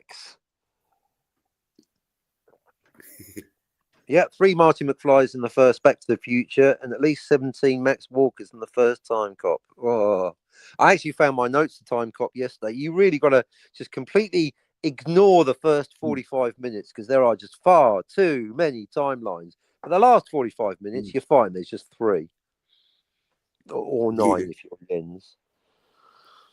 Well, in Time Cop, as I say, the like first sort of like fucking half hour or whatever, like there's hundreds of timelines. Too many. It's one of them. I counted 17. Well, there's off-screen timelines, haven't they? That's been happening. Exactly. We don't know how many, but we know there's just 17 on-screen ones. Even just the on-screen ones, there's 17 in the first fucking half hour. Well, it's the off-screen ones, isn't it, where he's gone back to fucking 1940 or 1920s and that. Yeah. Is it 29, 32? Was it before or after alcohol prohibition? Who knows? You left your Walkman behind you, mumpty. Going a bit Star Trek there, isn't it? They didn't think about that, or did? Well, I guess they did think about it because they had it happen in the movie. No, I like that. It was like a plot point they just left behind, but it was like, it was a bit Star Trek-esque. He left his Walkman behind in the Depression era. Now someone's going to deconstruct the walk. Oh no! Now the technology. But they didn't do that. They just ignored it. Well, no, Van Damme took it, didn't he? Did he take the Walkman? Phew. Yeah, because he puts it in the bag and that whilst he's like calling him all the daft cunts for fucking having it out. I can do the splits. I used to be on Broadway. Hey, well, Time Cop 2. You keep saying Civvy on the Edge of Forever. Yeah, well, I'll have to watch that. Exactly. You throw me the Civvy on the Edge of Forever, I throw you the Time Cop 2. Or, as you predicted, if DVB watches it, then I'll definitely watch it immediately. Yeah, especially if me and him start like talking about it, because you all want it spoiled. Definitely.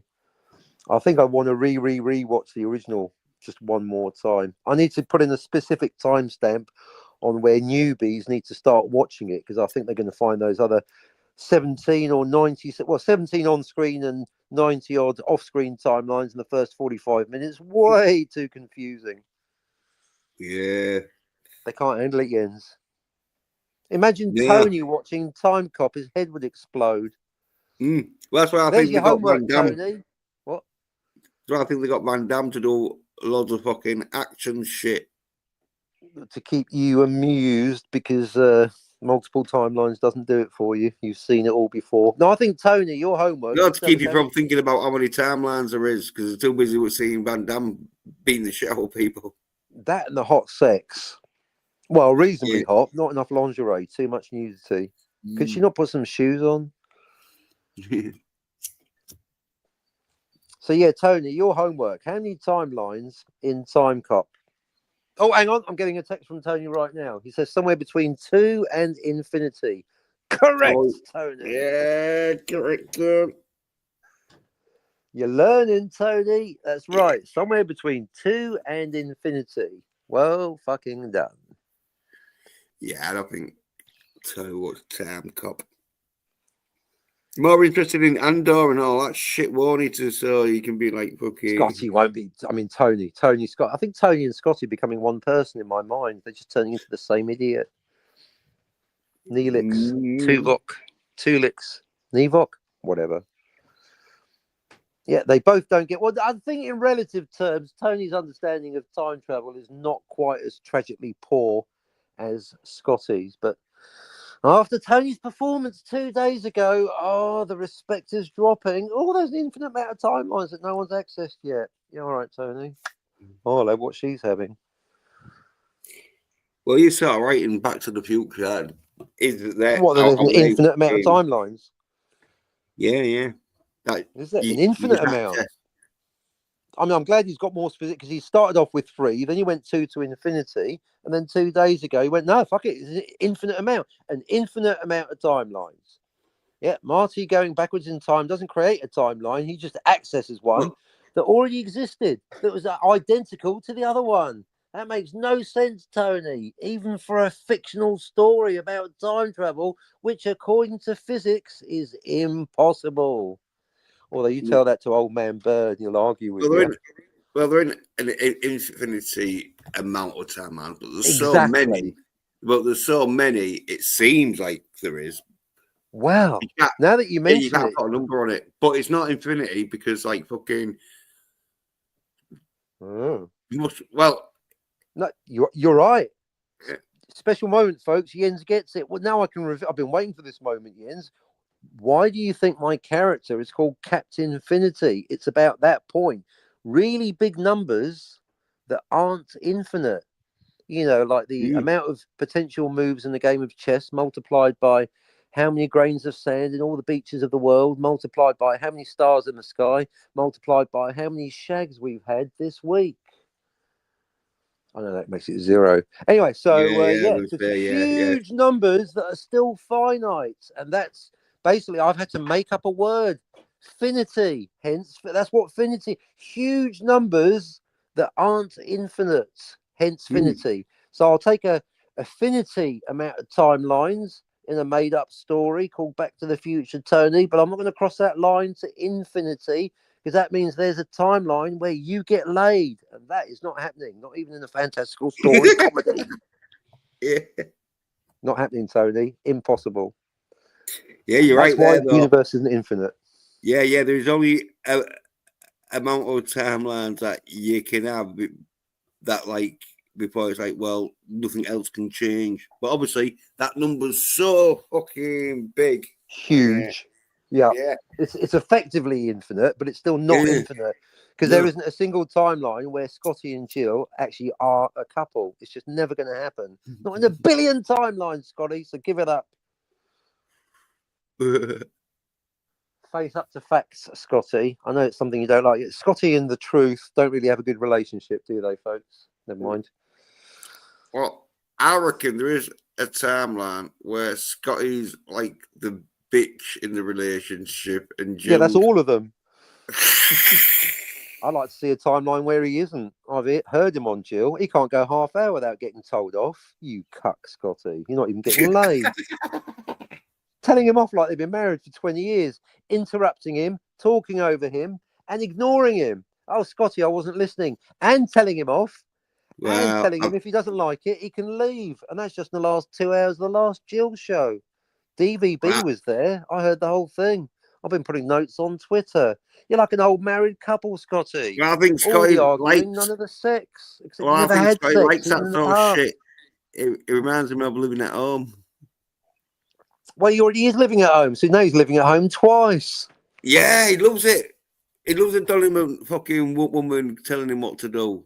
Oh, is that it? Maybe Jill's the mother figure. She does claim to be a mother. Oh, is that the secret of the success of their relationship? She's the mother figure. Oh, Dr. Freud has entered the chat. Good work, Jens. Woo, I like this. Yeah. Well, I know these sign-head bitches. You know them all too well. Yeah, well, I could have been like that. Oh, I could have been like that if it wasn't for masculine action. Wow. I guess, there, but for the grace of God go I, Jens. We could all have turned out to be soy nerd bitches if it wasn't for masculine action saving our pride. Yeah, I'd have been like looking for a pretty female bodyguard to protect me because I was so much of a little bitch because I was so busy watching Wonder Woman and letting me mother fucking dress me up as Wonder Woman. Yeah, I prefer a woman that would want to beat me up. Mind you, careful what you wish for. Anywho. Yeah, she'll have a cock. He's like, Won't fucking, go there. she's the strongest woman I've ever fucking been with. She can, She's got a huge bulge in her pants. yeah. Great Oh, pecs. so much No muscle. tit. Yeah. She's called Bruce. You can meet her on Friday. Mm. Brilliant. No, it's fine, Scotty. I'm sure you'll settle down one day. Probably. Maybe. Yeah, but I bet it'd have to be someone who could protect him, though. Someone that doesn't know fuck all about Star Trek so he can get away with his continued bullshit. Pretending that he's ever seen it. Oh, yeah. True. Because if you got with someone who knew about Star Trek, they'd be pulling them up all day. That he'd get sick and tired of being called a dumb cunt. Exactly. Yeah, you're dumber than the last Bajoran I met. What's a Bajoran? Exactly. Some bed who's rough, tough, and knows fuck all about fucking Star Trek. Star Trek. Yeah, anti-derivative Jill. Brilliant. Oh no, she's not all that rough and tough. She's not rough and tough then. Well, 1 out of 3. Well, I reckon she'd be fucking like crazy. Right, she's not tough, but she's a bit rough, and she knows fuck all about Star Trek. 2 out of 3 ain't bad, Jill. Yeah, well, I think she seems like. Well, she knows. Well, yeah, she's not tough enough to protect Scotty, I don't think. Or she might be. You never know. No, and she knows. Jill does know more about Star Trek. She might be like Scotty, 6 foot, but then so does this pebble over here. She might be 6 foot or something, and she's been training out. So Scotty's all like, "Yeah, baby, you can protect Maybe there was me." 2 of her. Mind you, I've never seen her standing up on camera, so I don't know. But she just comes across as short. I know, I've never seen it. It's just my assumption, isn't it? Yeah, you never know. Mia Culpa. Which Scotty is fucking wanting a big, strong woman to fucking protect him. If he gets married, if Scotty's getting married, who do you think he's going to be carrying over the threshold, or do you think he's going to be wanting Tiger Stripes? Tiger Stripes No. carrying Scotty over the threshold and then throwing him down the stairs. No, there is no woman. I don't think that Scotty could carry over the threshold. That's why he's going to have to be carried over the threshold. Oh no, exactly. No, Scotty couldn't even carry a blow-up doll or 1/6 scale She-Hulk figure. Yeah, it's beyond his physical capacity. Just like understanding any facts about Star Trek is beyond his mental capacity. Well, that's what happens when you watch a lot of fucking effeminate shit. Exactly. Is he still waiting for She-Hulk season 2? Probably, but I think Is it going to happen? Is it fuck? Never. Okay. Just checking. No. I haven't seen the first season. Apparently, what's happening?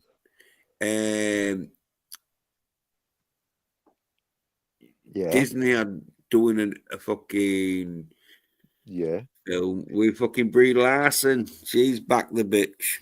Is it Brie Larson and JJ Abrams? I don't. Rumors and things that don't exist, but I guess something came up in my time. What's it? Which? What? When? Who? What? When? What are they doing? Don't know. Which IP are they going to fuck up now? I think it's a new one. Brie Larson. That's got to be. Oh, it's not April 1st. No, I don't believe it. That's a rumor. That's Doomcock level of bullshit. Brie Larson, JJ Abrams. Who's going to hire those 2 losers? Well, no account for taste, is there? Well, it's like that fucking like politicians, isn't it? You know, where they're in that group where it's a big club. You ain't in it. Oh yeah, all failing up, aren't they? Yep, exactly. Failing upwards. Oh, have you ruined Star Trek, JJ? Come over here. Come and ruin something else. I've ruined Star Wars and Star Trek. Brilliant. What would you like next? Superman. No, James Gunn's ruining that one. Okay. Yeah, true. Make up your own RPs to ruin. That's what they're doing. That's pretty much the prevailing argument, isn't it? Rather than just taking existing IP and taking a massive dump over it and swapping aspects of a bunch of characters, why not make up your own shit? Exactly. That's what I'm doing. Make up your own IP, Daniel. That's how you do it. That's how we win. Not by slagging off their IP, but by making our own. I think they fucked up so many IPs now that There's none left. they know. Oh yeah, someone new is probably going to get more fucking like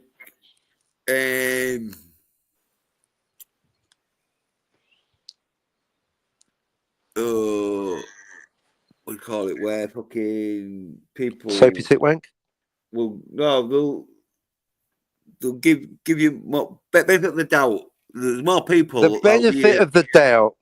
Yeah, Something yeah. I'll never give Scotty again. But if it's a new RP, then they're going to give because it's like, well, you don't It's know. untested. Well, when it's an existing RP, you know. If it's a masculine fucking dude who's the main protagonist in the RP, you know they're not going to fucking do it well. Right. And so now they're like, oh yeah, well, we'll He just got do told it. how to do it by a girl boss. Yeah, well, they're no fucking. No one's gonna trust any fucking male, fucking masculine, fucking action, fucking. Sort of female masculine, male feminine. How are they going to do it, Jens? A robot, a masculine robot action, maybe cyborg, masculine cyborg action. Is that it? That actually is the $6 million man. So it's been done. Yeah, Yeah, new IPs. It's the way to go. New IPs. I've got an IP. Jens, you're making an IP. I've heard you mention that you're going to do a comic.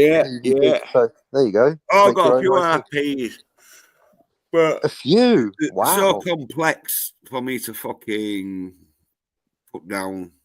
What's your first one called? Is it Masculine Man? That's too fucking obvious. Obvious. Fair point. True story. Effeminate Man. He's undercover. Non-effeminate man, it'd be called. Non-effeminate Man. Mr. Double Yeah. Negative. Brilliant. Are you non-effeminate man? No. Maybe. I don't know. You tell me. Brilliant. Oh yeah, I got it because like fucking. Oh, hey, shall we have a see how the fucking Golden Piss Patriots doing? Well, if the other books released by Ripperson are anything to go by, it's going to get misprinted with the pages in the wrong order, and then Eric July is going to make a video saying, "Yeah, I did that shit on purpose." You already did it. It's all part of the fucking. You have to buy 2 now to see the fucking. If you want the correct version, you've got to buy it again. Yeah, apparently they fucked up 2 books now at the printers. Yeah. And knowing something a bit about print pre-production myself, I can tell you that as far as I can make out, it's not the mistake. It's how the corporation or individual deals with the mistake. And Eric July going, yeah, I did that shit on purpose. Survey says, bullshit. That was a mistake. Just own up to it, Eric July. Now you look like a fool. So I don't know who's worse. I'm not taking sides. Eric July or EVS, they're as bad as each other. One of them has late books. The other one is non-existent books. The other one, and both of them are books that are shit. I think they're both clowns. EVS's books are fucking pretty decent because the artwork in EVS's book, like the storyline, is pretty alright in that, but the artwork is like pretty good, you know. Yeah, but the book's 4 years late, so you can have it good, you can have it cheap, or you can have it quick. But in the case of EVS and Eric July, I've told you why. I fucking told you. Fucking late. Yeah, but you can't remember, can you? Yeah, I can, because I write down everything you tell me, and I love the way that you patronisingly tell me. Well, why is his books? Why is he taking time on his fucking books? Because you're a cunt. Yeah. No, I've told you. It's because he doesn't know the ending yet, and he doesn't want to fuck up the ending. You did tell me that. Yeah, I like that theory because no one else is going with that, including EVS. But that is that's your theory about Dillard and Yellow Flush, isn't it? The book's not out yet because they haven't written the ending. You said that about Yellow Flush and Dullard. No. Yeah, I think, I did when it was late, but now it's getting published. They must have written an ending. So no, they're saying it's getting published. I've seen zero evidence that it's actually done. I mean, I'm not saying that every word spoken by a human is automatically a lie. Well, I no longer believe it without evidence. Have you seen any evidence that it's complete? I haven't. That's what I'm telling you. 2 months to go, because look, fucking ends You're on so July nice. How do you know 26th. it's 2 months? No, they say it's 2 months. Maybe it might be 10 years. EVS said his book will be out in 2 months. That was 4 years ago. I'll bet you money right now that the Yellow Flash book's going to be late, and it's not going to be out in 2 months. How about that? You want to take a little wager? Don't confuse what Oh, someone says with the truth. well, Never it's believe got a to be white out. man and his promises It's a about the pre-order. future. It's a pre-order campaign, and that. Exactly. That's what I had an argument with Edwin Boyett about. Is going, you can order Yellow Flash. I was like, you can't order it because it doesn't exist. You can pre-order it. That's not the same thing at all. It's no different from EVS. And I thought that's what they were slagging off. They're taking the Well, money before the book exists. Now, as I far as I'm know. concerned, I Eric know. July and the rest of that Well, crew side can get cunts, aren't fucked. they? It's Well, the crowdfunding side with cunts extra that steps. fucking They are soy don't cunts. have any fucking abilities to do something that people will be like, oh yeah, I'll Exactly. fucking give money to that before I've even looked at it. Exactly. So it's just another get rich quick scheme. All I know is that even though they failed to make 100,000, they've made what, 80,000? Well, Eric July's received They made $80,000. Dillard's, $84,499. yeah, 499. right. But has Dillard seen one penny of that money? Because I tweeted Rippersend and got no response. I'm going to assume that's a no. So Dillard still hasn't been paid. And he won't do either because that's part of the deal. He's not going to get paid until Flush gets paid. Has Flush got paid? The book's not out. So yeah, so someone's making a lot of money, and it ain't fucking Dillard, and there's no book so far. Well, it will be a book. As I There's no say, book. it's well. Oh, what are you, the king of the future? What are you, Doc Brown from the Well, I'll tell future? you How do you know something. there's going to be a book out? Well, I say well, there well, isn't. I if there say isn't a there's book out, never going to be if a there book. isn't a book out, then there's fucking all A this lot of money people, to go back to the fucking yeah, pre-orderers. yeah. But Well, anyway, good luck getting look, that. ends July the 26th. So when Yeah, it it's all ends, words. when It's it all words. ends, Yeah, people will be expecting their yeah, fucking piss patriot in yeah. about a week. So fucking Yes. Do you want to put a note in your diary for the 26th of July August, then, Jens? Do you want to do a Yellow Flush special on the 27th of July? Because I'll beginning tell of you what, you're going to have August, fuck all to talk about, mate. people will be expecting their book at the beginning of August. So All right, let's say the fucking middle of August. Let's be generous. Let's give them a bit of leeway. It's up to you. I can go July, August. All right, then, 1st of August. Let's do a Yellow Flush live stream on the 1st of August, celebrating the imminent release of the Mighty Morphin Golden Shower, whatever it's called, derivative bullshit. Because I'm willing to put money down that the book's not going to come out on time and Dillard's not going to get paid. I'll put money on that. Any takers? well, I think you will get paid sooner or later because Really? Well, I think I say he won't, but he won't. He won't get paid on time. I bet he won't. Dillard will not see a penny until at least September, if ever. Oh yeah. I'm not saying he's going to get his money in August, Mm-hmm. but I fucking told you. If you think about the cost of the marketing delivery and of course reprinting, based on the assumption that Eric July and Ripperson are going to make yet another mistake to make it 3, I think it's going to end up that Dillard owes money to Yellow Flash and Ripperson. I reckon if he's not careful, young Dillard there is going to end up $20,000 in debt, paying for the reprint because can you Ripperson imagine can't if that fucking print happened? books properly because they're thick as shit. 2 If that fucked up happened, books. I bet you Dillard would have to go a GoFundMe shit. He's going to have GoFundMe anyway, or actually do that other thing that some people try called working. Hey, Dillard, back on the road already. He's not doing any comics work, is he?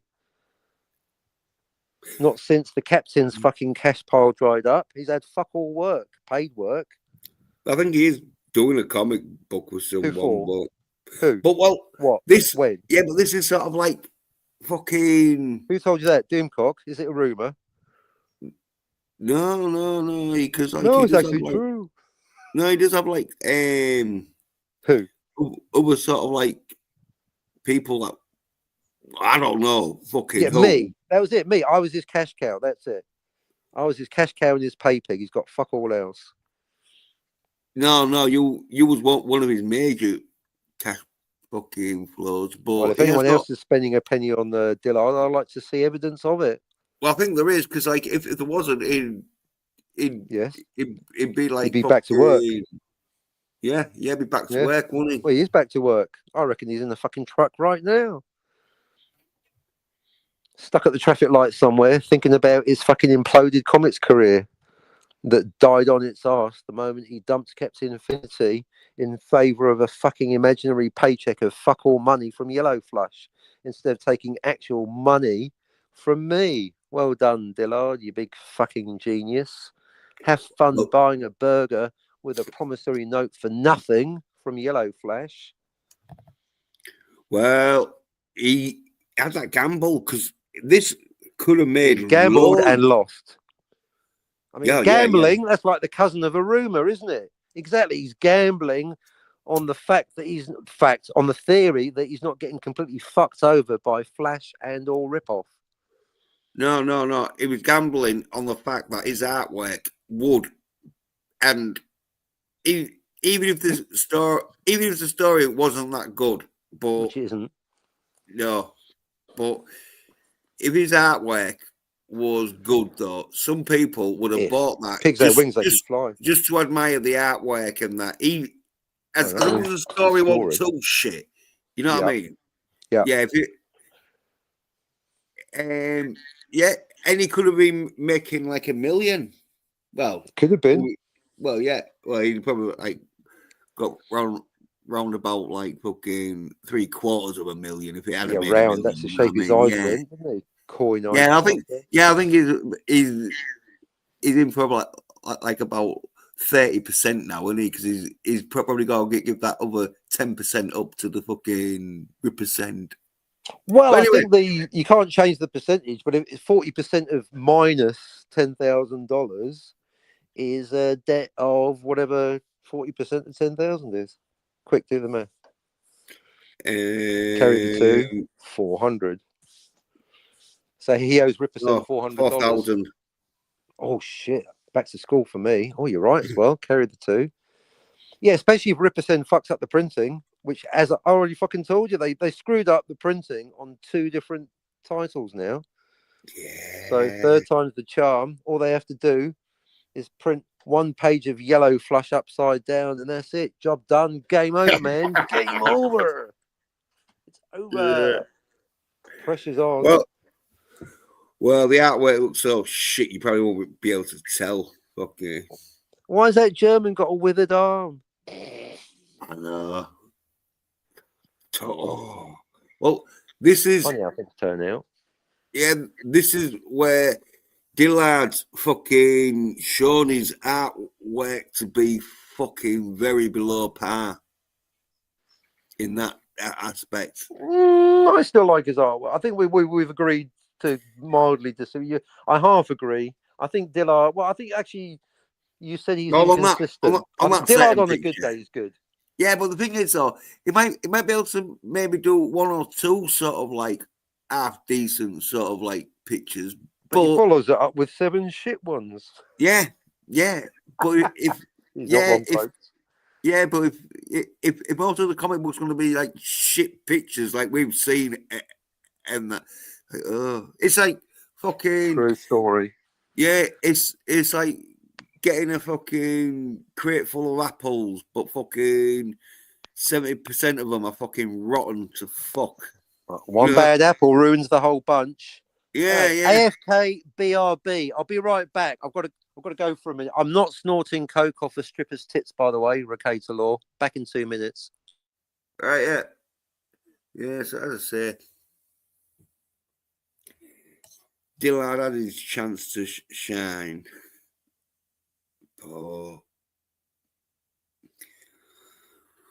What we've seen of it is shite. And that's the thing and all. You usually would show your fucking pretty decent stuff. And so if that's their sort of best shit, what is the rest of that shit going to be like?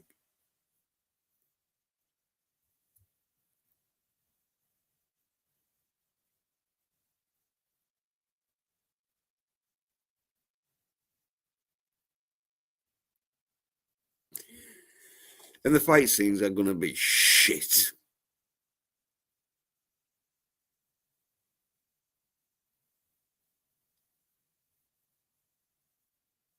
Well, going to be shit for anyone who's fucking over the age of 10. So, yeah.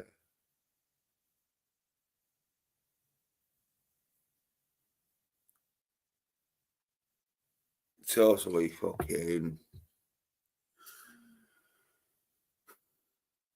bullish chance.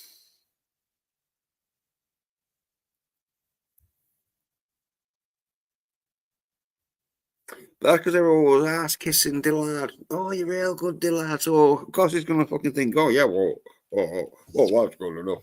I'm sure the people are going to like that.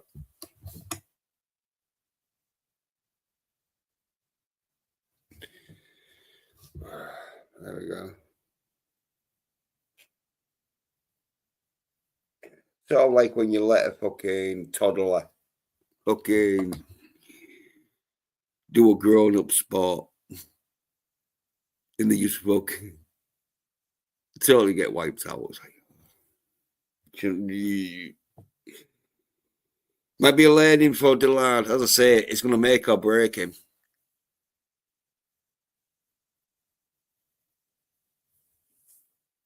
Because when he gets that fucking comic book reviewed by fucking people who fucking don't fucking give a fuck about Dillard or fucking Flash's fucking feelings, oh, they're going to rip into it.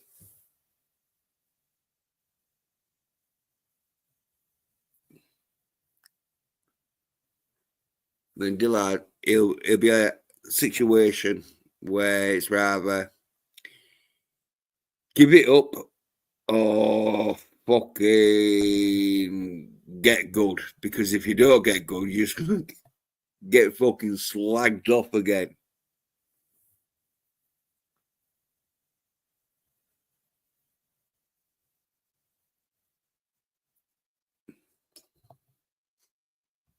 No. You still think it's in him, though? I think Dillard's more interested in the money. That's why he'll pump out shit that's like fucking needs more defining.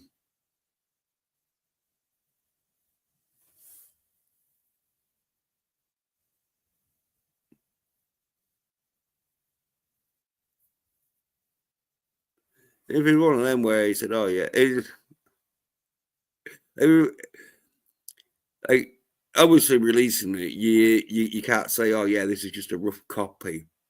But if he could say, "Oh yeah, well this is just a rough fucking outline," sort of like fucking practice go and that.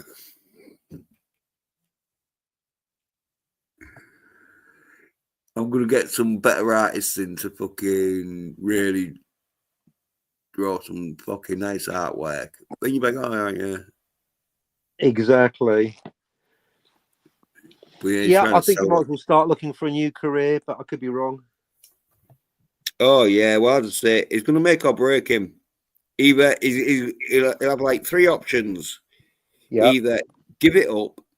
Yep, give it up. Or get really good. Or yeah. Or buck your ideas up. Or take a part-time job. Yeah, I'll keep fucking drawing shit that people are gonna ridicule it. It's one of those. Yeah. I tell you what, I'm looking forward to August now because you're wise, I think, Jens, very canny of you to keep an eye on this topic, because I would like to see if the book actually does come out and then see what happens after that, see where the pieces fall and the paychecks.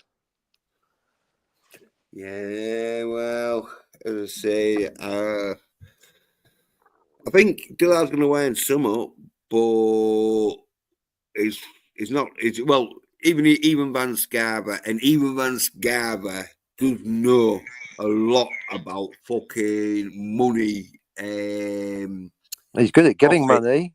Well, no, but he knows a lot about money profits in comic book fucking sales and that, and Oh, so he'll campaigns be and able that. to work out what Dillard's 40% should be, assuming that the total is going to be at least $100,000. Although it doesn't look like it at the moment. Yeah. Well, he didn't, because he probably will work it out when he knows the exact amount of like its end fucking total. But Yeah, well, because he, the 80 odd thousand, that's gross income, where presumably the 40% is off the net profit, not the gross income. So yeah, because well, printing, either yes, distribution, advertising, yeah, well, warehouse staff. yeah. Well, EBS said it's not going to be any life changing fucking money and that. I No, think he said if it makes sort of like 100 and odd, sort of like Dillard gross. might get something like fucking 20,000 or something. That would assume that the right. So if the gross income is 100,000, then the net profit is 50,000. Hence 20,000 for Dillard. Could be, I guess. And then you'd have to divide up how many pages he did to work out. If it was 40 pages, that's $500 a page, which would be good. Nah, he's not going to make that much. Well, we'll see. And is it a permanent 40% share of the IP? If there's a reprint, does Dillard get 40%? If they make a Yeah. movie adaptation, is Dillard getting 40%? I don't know if he gets any of the RP after fucking the book. But I All right. know, What about a reprint of the book? yeah. Oh yeah, definitely. On that issue, yeah, fucking Dillard will get fucking 40%. And I think he gets 100% of the poster. Well, I guess at least he drew it. Yeah. I mean, he's done 0% of the covers, and there's 4 of them. So no wonder Well, he's not getting 40% of the book. Well, I told you don't put your fucking ugly prostitutes in the window, do you? You did tell me that. Yeah. What I do, and that explains why business is down. Yeah, bait and switch is meant to work the other way, you idiots. Exactly. You put your best burger in the window, or sex worker. Pick your own Yeah. preferable analogy. Well, that's why Yellow Flash got fucking, because he wanted even Van Scarver to do him a fucking. Well, that's how they fell out to do him a cover for free. Yeah. Like he got Dillard to do the artwork for free so far. Yeah. Well, I say somewhat. We shall see. Whatever it fucking does earn, Yellow Flash is probably fucking earned his. Well, like he's fucking probably happy on what he's ever earning because he hasn't probably done fuck all. Because exactly, he should be happy with the dot. He's done fuck all apart. He didn't draw anything. He didn't draw anything. He didn't write anything. And he didn't really just write basically anything. He got drunk one night, watched Band of Brothers and then Mighty Morphin Power Rangers, had a weird dream, wrote it down, sent it to Dillard, buff, $100,000. Thanks very much. Yeah, basically. So fucking a shit story with no ending that's still at the printers, being printed upside down in the wrong order. Yeah, he's basically just fucking, as you said, been watching Band of Brothers and Power Rangers and told Dillard to draw it and fucking the other dude to write it, and he just sat back whilst they fucking. Oh, actually, because Eric July is apparently on editing duties, which is that coming out of Flash's 60%, Dillard's 40, or 5% each? How's that working? No one said anything about an editor, and of course, when Flash says editor, you're right, Ian. He probably means scriptwriter. Yeah. Well, Flash ain't gonna do shit, is he? He fucking right dumb cunt. He does come across as a dumb cunt. Yeah. True. But he sort of does appeal to dumb cunts. So it's one of them where dumb cunts like to watch Other dumb dumb cunts. Yeah, yeah. That does Well, explain why there's always 9 people on Tony's panel. yeah. Well, like the fucking feel more at ease with someone who they don't think is all that fucking intelligent than them. That's why Jill gets tiger stripes. Exactly. Here's another cunt even dumber than me. Now I'm going to look smart. Yeah. Twice I've used that joke today. Yeah, well done, Tiger Stripes. And well done, Jill, who today's quote from Jill, awesome. Oh, it's from 2 days ago. Yeah, my other favourite IP is Lord of the Rings. Eventually, I'm going to finish reading the books. Why is it your second favourite IP, Jill? I like the covers.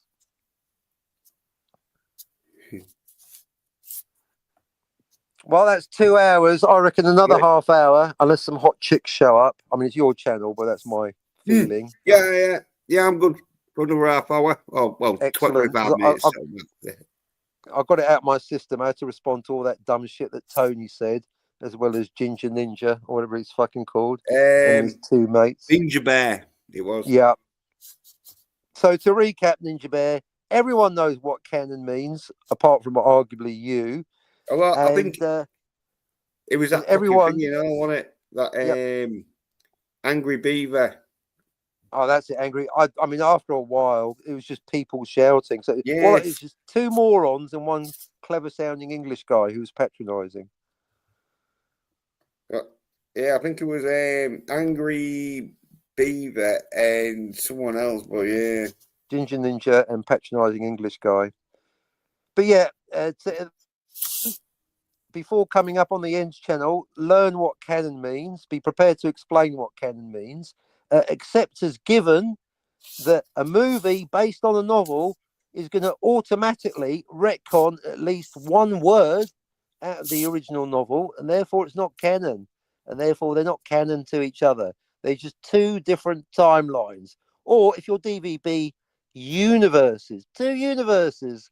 Because as DVB pointed out, probably because I told him, in the novelisation of Star Wars, the original, not the EU, you dumb cunts, the original novelisation of Star Wars by Alan Dean Foster, even though George Lucas lied and put his name on the cover. George Lucas, you lying cunt. Proven. Alan Dean Foster's book, Luke living in on Tatooine had a dog. What? He had a dog called Einstein. No, not called Einstein, but he did have a dog. So even the novel Star Wars, the movie is not canon to the book. So yeah, so dumb ninja, ugly moron, and stupid Tony, and patronising Englishman, whatever, all you dumb cunts, you don't get it, and you're just trolling, and you haven't got a clue about anything. And if you want my good ideas, fuck you, pay me. Yeah, that's it. But we'll have to go on there. Well, Ninja Bear, so he does sort of like the open panel. We'll have to go on his stream.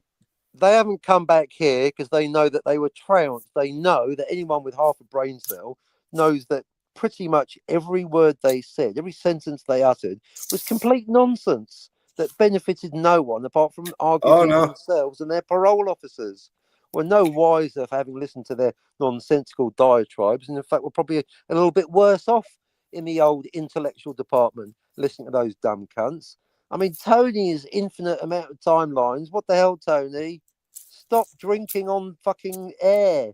Stop getting drunk on air, Tony, and then using it as an excuse. Oh, I lost against the ends because I was drunk and pissed. Well, it's no excuse, you alcoholic loser. Either fucking stop drinking, you alky, or learn to handle your ale. Because I'll tell you what, Tony, I bet I could get pissed up and still run rings around you if I could get the words out. I bet I could get pissed up to the eyeballs, Tony. I bet I could get 3 bottles of gin down me and still know more about time travel and timelines in Back to the Future than a sober you. Yeah, he probably have the shakes or something if he's sober. Yeah, milkshakes preferably. Well, you heard him. He was like, yeah, I'm drunk, but I'm not Rex and Pissed. that. Yeah, whatever exactly. Drunk and pissed. I use drunk and pissed synonymously. They are synonymous. So But I yeah, must be one of them alcoholics that like gets drunk every day. exactly. You can't feel it anymore anyway. So why bother? You might as well not have a drink for one day in order to feel different, Tony. So yeah, that really did lose what little respect I had for Tony. Is using his drunkenness as an excuse, basically using being pissed up for his as an excuse for his piss poor performance regarding the time travel. Next time, Tony, less of the drinking, less of the thinking, and more of reading the captain's script. I mean, you paid for it; you should have used it, but you didn't. You went off script, and basically, Tony, Jens beat you fair and square. Yeah, well, I feel sorry for Tony. I think he's got a few problems, and one of the problems is he's not able to send any chats much to Doomcock, so he's feeling it. He's obviously getting some Doomcock rejection there. That's what I was getting, reading between the lines. Yeah, so like, yeah, I mean, like, as I said, we don't hate Tony now. We barely know who he is. Yeah, well, we do know who he is, but we just take the piss out of him. We don't hate him. We just take the piss out of him. Yeah, they're two different things. I don't take the piss out of people I hate. I just destroy their lives. It's a different thing altogether. For fuck's sake. Yeah. No, Tony's fine. I like it when Tony comes on. It's this simple. Tony, Scotty, and even to an extent Jill, I quite enjoy talking to them, even if it's to get a rise out of them.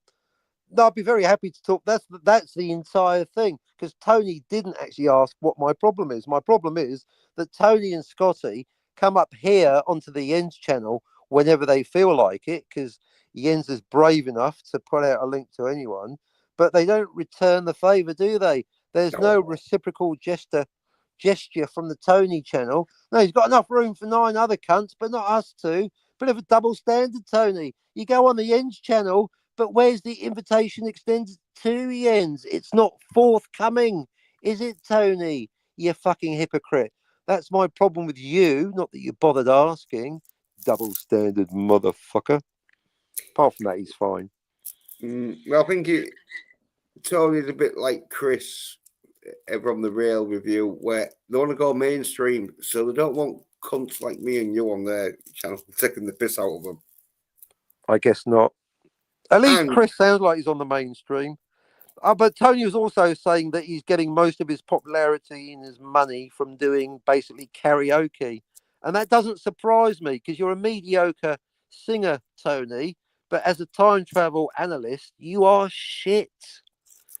And you still don't know about the validity and the verisimilitude of the Snowy Blowy and the Hateful Eight. So I'll drop the pop culture punditry altogether, Tony, and indeed stick to singing and flirting with a stripper that clearly loves you for you.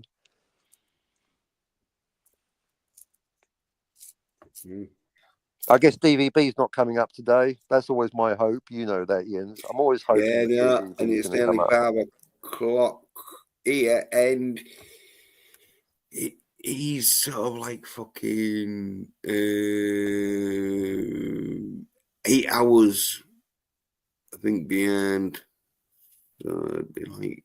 I keep forgetting to check time zones because I assume that everyone's got insomnia like me and is just simply awake 24 hours a day, 7 days a week. But clearly not. Well, it will be like sort of like that 10 o'clock time where he is.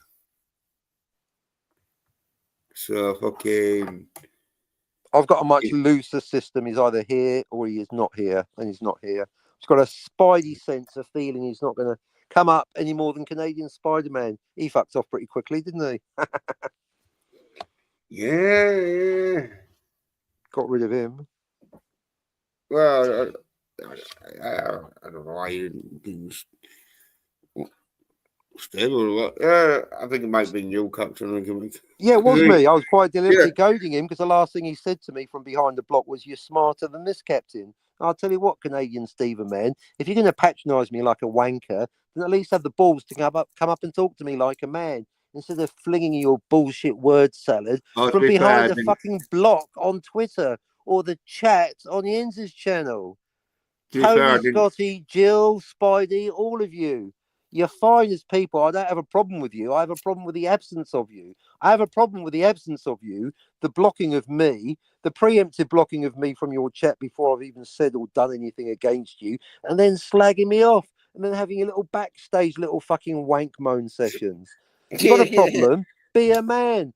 Don't spend your life being a soy nerd bitch. No wonder you've only had one girlfriend and she dumped you after 10 years. At least she's brave enough to walk on the top of a parapet.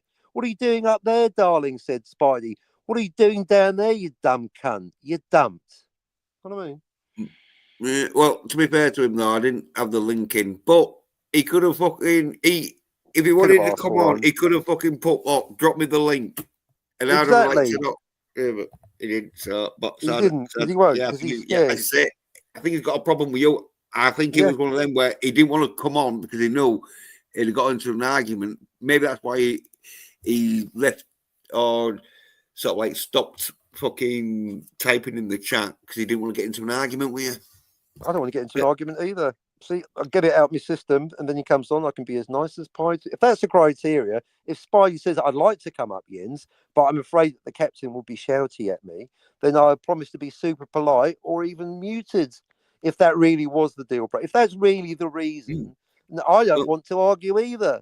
That thing, shouting over morons, we did that 2 days ago. That's why I wanted to do this show, so I could actually get the words out and actually express myself without being talked over, interrupted, or shouted at. No, I think arguing is quite boring. I think making people cry, that's fun.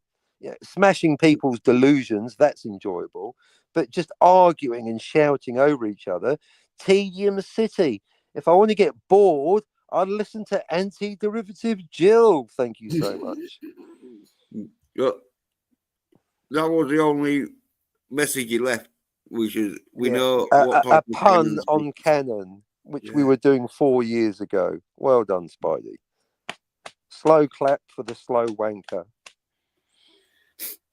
No wonder he has to have so many guests on. He's got nothing to say. I've listened to his shit. Thank goodness you had Mark D with a C, who actually has got a decent camera, a good memory, and actually maintains some information that he's memorized in his head until Tony Word Salad starts bullshitting.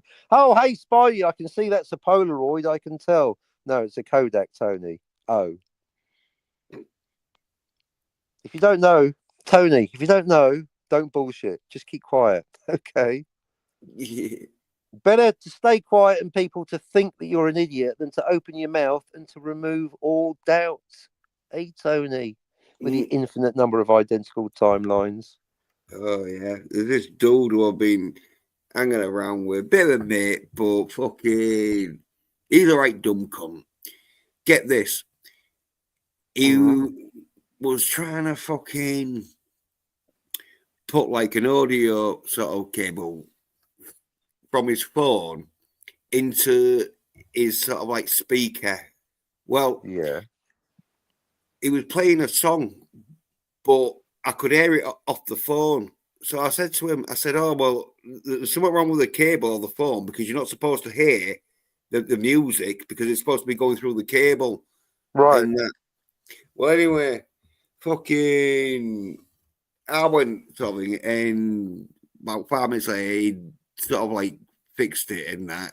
And then he started like saying to me, oh, yeah, well, it was the cable and that. Like if I didn't know, you know what I mean? He's trying to bullshit. Like, oh, yeah, basically. I know that sort of shit, sort of thing. So anyway, okay. Oh, well, anyway, I've had enough, you know what I mean?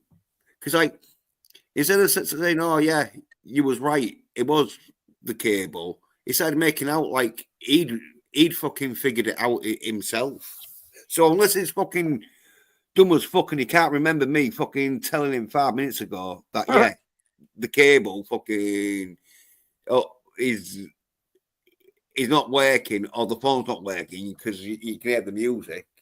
So he's either too proud to admit that you fixed the problem for him or he's got the memory of a goldfish. Yeah. Deceitful or stupid. It's not much of a choice, is it? Yeah. So I fucking gonna stop hanging around with him, man. Yeah, if we want to hang around with deceitful, stupid people, then that's what we got YouTube for. Come on. You'll never find a greater hive of scum and villainy. Come on, let's listen to the Jill show. You must be careful. Mm. Well, it's so fucking milk toast there, sure, though, isn't it? That's what Milk toast, apart from when PVP is having a shouty with Scotty. That is the highlight. But apart from that, milk toast, vanilla tedium, correct. But yeah, the arguing, it's brilliant. Because they both get angry. I think PVP is more drunk, more angry, and more miserable on the inside. Where Tony and Scotty, come on, brain, separate these two idiots. Then Tony Scotty is less angry, stupid, and boring, and easy to wind up and drunk. But yeah, PVP and Scotty, almost guaranteed. Certain combinations of people, you know there's going to be trouble. Another one is Tiger Stripes and literally anyone else. You get that combo of people, you're going to get an argument. Yeah, but it'd be one of them arguments where, like on Jeremy Kyle and Jeremy Springer, where you see two daft bastards fucking being. So you like just feel better though, don't you? You just feel better about yourself. Tiger, Scotty, the baby is not yours. Hooray! Scotty, the kid is not yours and never will be because you've never had sex with a woman. That's not. So you get someone pregnant, you do technically need to have sex. Yeah, that's not that's what Jessica said. Green and made of plastic. Indeed. Exactly. You can't get a fucking 6 foot green blow up doll pregnant, although Godness knows that Scotty's tried. Godness? I actually though. Yeah. Well, probably green shield blow up doll will be cheaper than a fucking 6-inch fucking statue. So I don't know why you don't go for that. They're both cheaper than actually really getting someone pregnant, but especially with child support. You don't have to pay child support to a blow up doll, do you? Generally. In fact, I'm going to Google it. I bet you there's one out there. Other search engines are available. Try fuck go.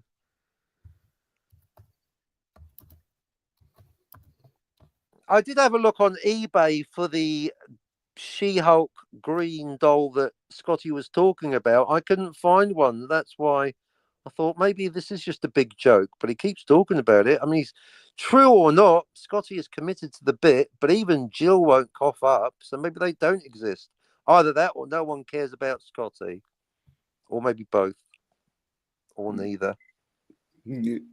That's on 2/22/22 almost. Now. No, now. Yeah. No, now. I can't see one. Maybe they don't exist. Maybe they're sold out, Scotty. Yeah. But I think you'll have better luck finding a real green woman at this rate. I think it though.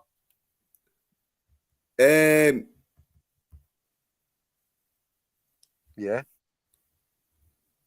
Oh no. Well, yeah, I've got one. I've got one in a swimming costume. That fucking. Let's see it. As long as it's not just trunks. You have to get Daniel back on to cover the nipples. Yeah. There you go.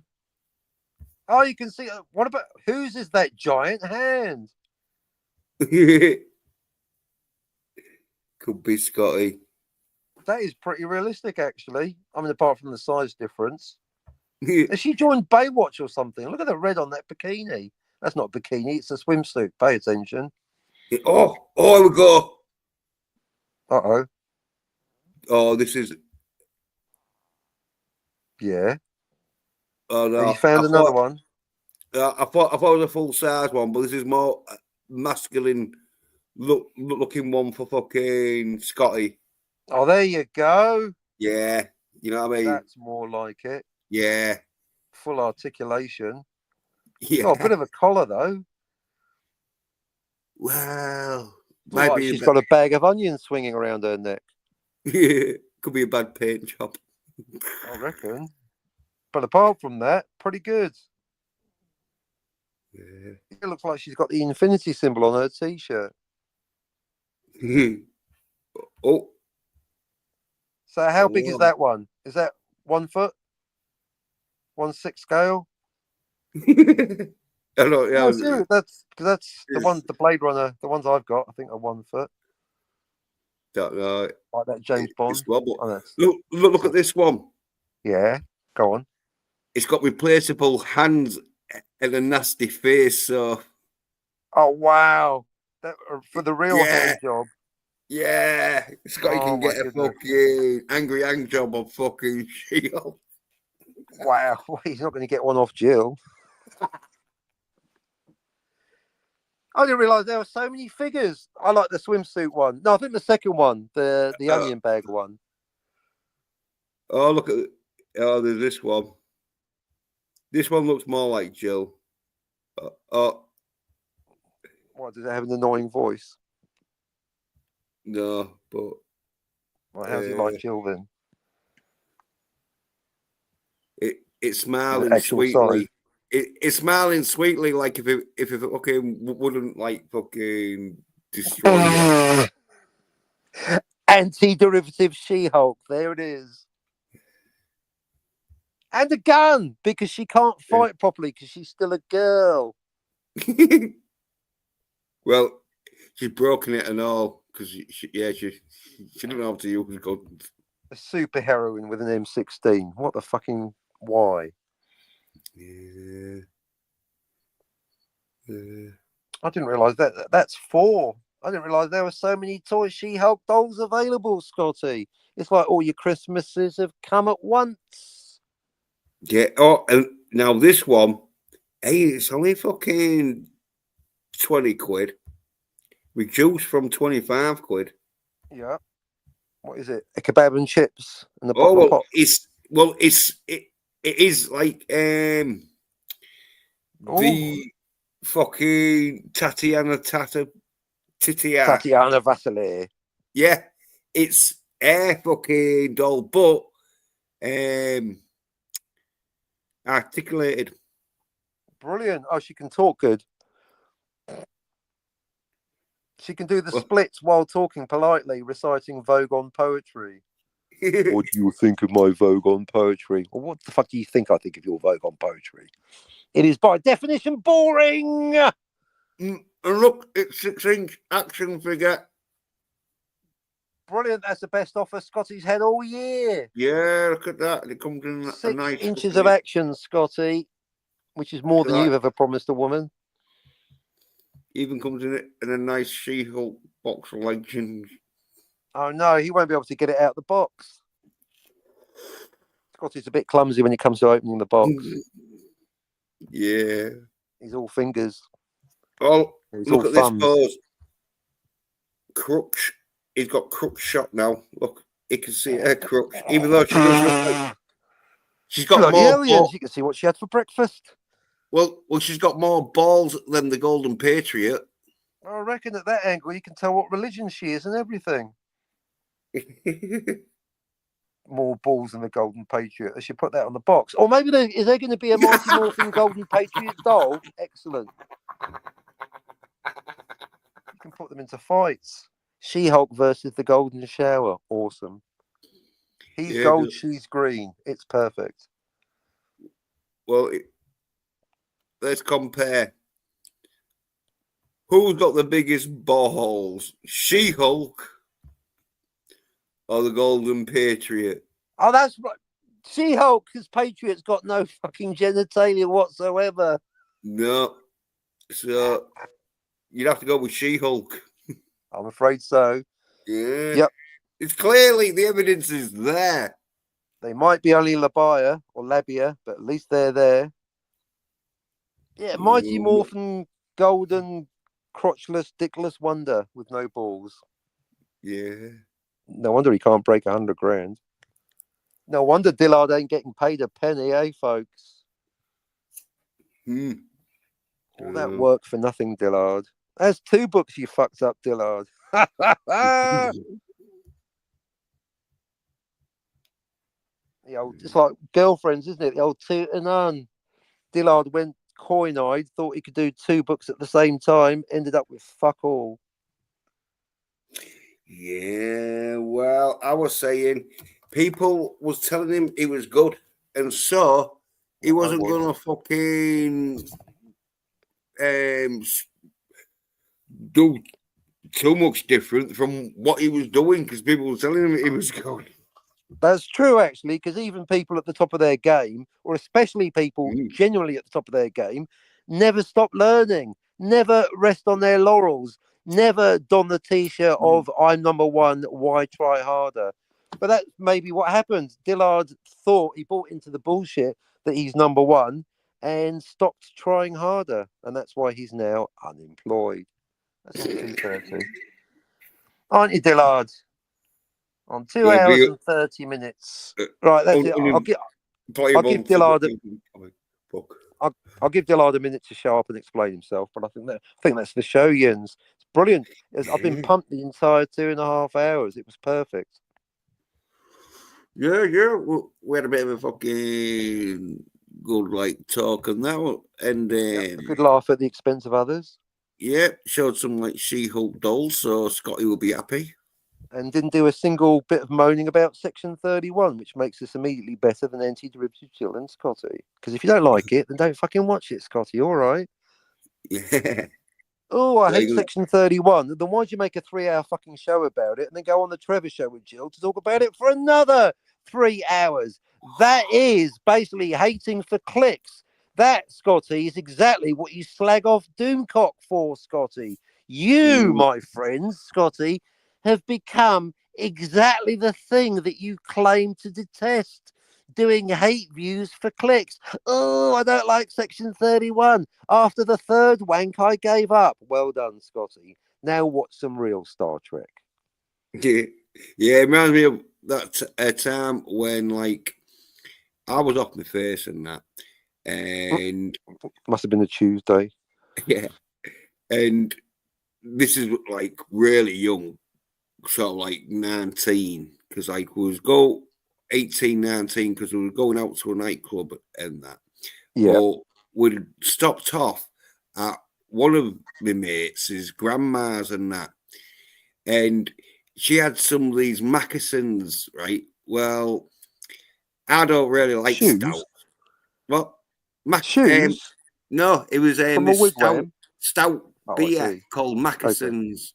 Okay. All right. Not moccasins, moccasins. It was called gotcha. Stout beer. My bad. Well, anyway, I was like, "Oh no, you're all right." She was called Maddie. I said, "Oh no, I'm all right. I don't drink stout." Right. Well, anyway, one of my mates, had it and that. Well, anyway, he started complaining. He went, "Oh, this tastes like crap," and that. Well, anyway, I turned round. So I to expect him, fucking having a disappointed look on his face and that, and offering it out to someone or whatever. Well, anyway, I turn around and he's down in it that much that it's dribbling down his cheek. So I was like, well, yeah, you might have thought it tasted like shit, but you're knocking it back. Yeah, you're knocking it back. He was knocking it back for the alcohol because I think there was 4% or whatever. He wanted the fucking blood in his alcohol stream without suffering the shitty taste.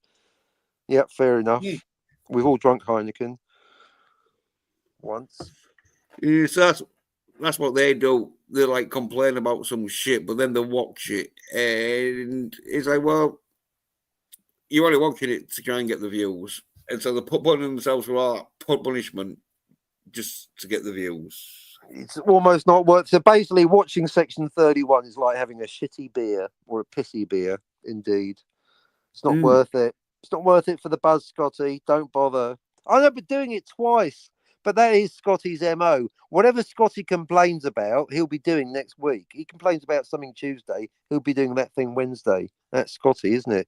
Mr. 3 different ways of doing time travel. Mr. Self-contradiction, Scotty. Mr. In our century, we don't get offended by words. Block. Hey, Scotty. You double standard, hypocritical, sheer double standards, motherfucker. Sheer fucking hubris. Go and watch Picard season 3, Scotty. You know why? Because Picard's a fucking replicant, and so are you. All right, good night, everyone. Right, and with that, cheers to Canadian Spider-Man for watching. Yeah, cheers, Spidey. Cheers to Daniel Hot Topics for watching. Yeah, cheers, Daniel. Cheers to Daytona Falls for watching. Cheers, Daytona. Shit for brains. And cheers to Chris from the Rail Review 3000. Hey, Chris. Same jacket as last year. Hey. Yeah. And cheers to Timely Whammy Captain for watching and being on. Oh, you're not really watching now. But, I am actually watching while I'm on today. I don't always. But yeah, cheers for having me on. You're a sucker for punishment. Well, fucking, I thought if you want to get into a stream an hour or two, which will tend into like 2.5 hours stream, I'm like, oh yeah, let's go for it. I've got no much to do. Better to do at 3 o'clock in the morning. In fact, I'd like to close the show by thanking those 3, or including Tony, those 4 dumb cunts that came on the show, those dumb trolls that came on and said some stupid shit that was so dumb it got me pumped enough to talk almost non-stop for 2.5 hours now. Thanks, guys. Thank you, Ginger Ninja, Angry Cunt Face, and Patronising Limey. Thanks very much for your fucking tedious bullshit. You've changed the title of my latest book for me. Thank you. Oh, he's back. He's just in the last minute. He's just got back. Oh, hey. No, that's good. If you just got back, we'll go for another 2 minutes. But you've got to keep us going in the chat. Yeah, if you wanted to pop on, Daniel, I'll go for another half hour. Have you seen The Hateful Eight, Daniel? Or the 7 prequels? You haven't spoken to Daniel in ages. Probably not since I lost my channel, which is a year ago now. Oh, get this. Oh. Drama. Daniel heard that Raquel SSG and Maura Kitty got into a big fight on their stream last night and they got really mad. Serve them right. They deserve it. Well, what for? Well, yeah. Come on, Section 31. Yeah. You got to come on and tell us what the fuck for. And what the fuck was the argument over? And how long did it last? And was it more or less entertaining than the argument had between Scotty and PvP 2 days ago on the Jill channel in front of DVB? In front of the kids, Daniel. Yeah, come on, Daniel. Come on, Daniel. That is weird timing. That is good timing, though, because we were a minute away from wrapping it up. Because we love you, Daniel, and because you're so good at figuring out the disappearing hand being bullshit in Back to the Future that we're still talking to you now. And all you people on the re-rub, you lucky fuckers, getting a couple of extra minutes wrung out of us entertaining fuckers, coming up with entertaining humour jokes that you can possibly think of yourselves. So excuse us while we just put on a fake plastic smile and plough through this shit one more time. Oh, yeah. The lemon pie. So Daniel spends a lot of his time hearing things from other people. Yeah, rumour. He's doom-cocking it. Yeah, he's doom-cocking it. Doom-cocking it. Bullshit nonsense. Well, Daniel, have you ever come up with a theory? Have you ever heard something first? Have you ever actually witnessed something, Daniel? Have you ever witnessed an argument, heard a theory about time travel without hearing it from 3 other people first, Daniel? Have you ever watched the movie, or do you get other people to watch the movie and tell you what it's about afterwards? Yeah, you're coming on, Daniel, because the link's there. The link's there, Daniel. Unless you can't see it. We'll be gentle with you, Daniel, even if you haven't seen Hateful Eight, but I would like to hear an opinion. I won't call you a side bitch because you don't do any weights. Although if you don't come on, then we are going to call you a soy nerd bitch. Like Canadian Spider-Man. Buck, buck, buck, buck up. 1 finger push up my ass. Phrasing. I did go down for the second one. He just didn't get up for it. Exactly. He can get down, but he can't get up again. Daniel, the blowy and the snowy, the dingus doomcock, the fake oral sex. Did it happen in the movie, Daniel?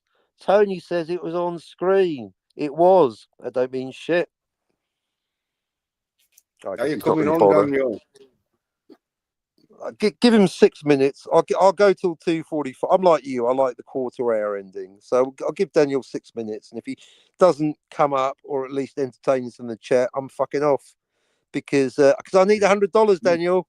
We all need money, Daniel. It's not just Dillard and Tony. It's called capitalism.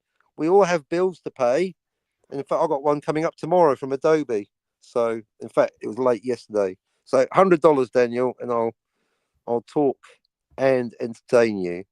$50, I'll just talk. Yeah, and I've reposted the fucking link. So there's no there you go, Daniel. You got 5 minutes and 10 seconds. And my prediction, and I hope I'm wrong, my prediction is Daniel is not going to come up. But let's see. Because it's okay to be wrong, isn't it, Tony? In fact, I think there's more chance, a greater likelihood of Tony Snark of Plastic coming up with more bullshit theories about time travel. Well, he pops up when you don't expect him, do you? Oh, want him. I know, right? Yeah, he is, exactly. He's like herpes. Comes up when you're not expecting. He's like the Spanish Inquisition of herpes. Yeah, you get him and then you're stuck with him for life. Can't get rid of the cunt. Hey, Tony. I like the fact that Tony has to religiously listen to every minute of your show, because if he misses even 10 seconds, he might miss out on us talking about him. That encourages me to talk about Tony even more, because the more we talk about Tony, the more Tony listens, and the more we get other listeners, and eventually, by aggregate, we get more likelihood of Tony coming up on panel to give us more fucking ammunition to take the piss out of him when he starts flapping his yap about things he knows nothing about, like making sweet love to the ladies and time travel. Well, he's trying, the poor cunt. Hey, he's getting strippers to get the tits out for him, though. He is. Yeah. That's winning. Yeah, there's no bad way to fucking spin that. That's a win, Tony. I'd like to see Scotty with a stripper on his fucking show, or rather joining him on. Can you imagine that on the Jill show? Who's your friend, Scotty? Oh, this is Thumper. Yeah, he said though he didn't pay, which was bullshit. No, that's how you know that your stripper loves you. No, that's how you know you're fucking in a dream world. Strippers don't get the tits out for no money. No, you say dream world like it's a bad thing, Mr. Reality over there.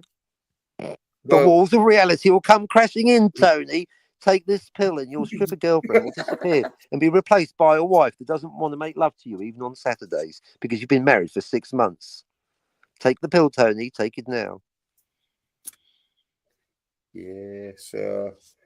And if you want to believe, Tony, in this delusion that you indeed are the star of your own YouTube channel, is that really what you think, Tony? Take the pill. Take the pill now, Tony. I love you, Tony. Take the pill. All right, Thumper.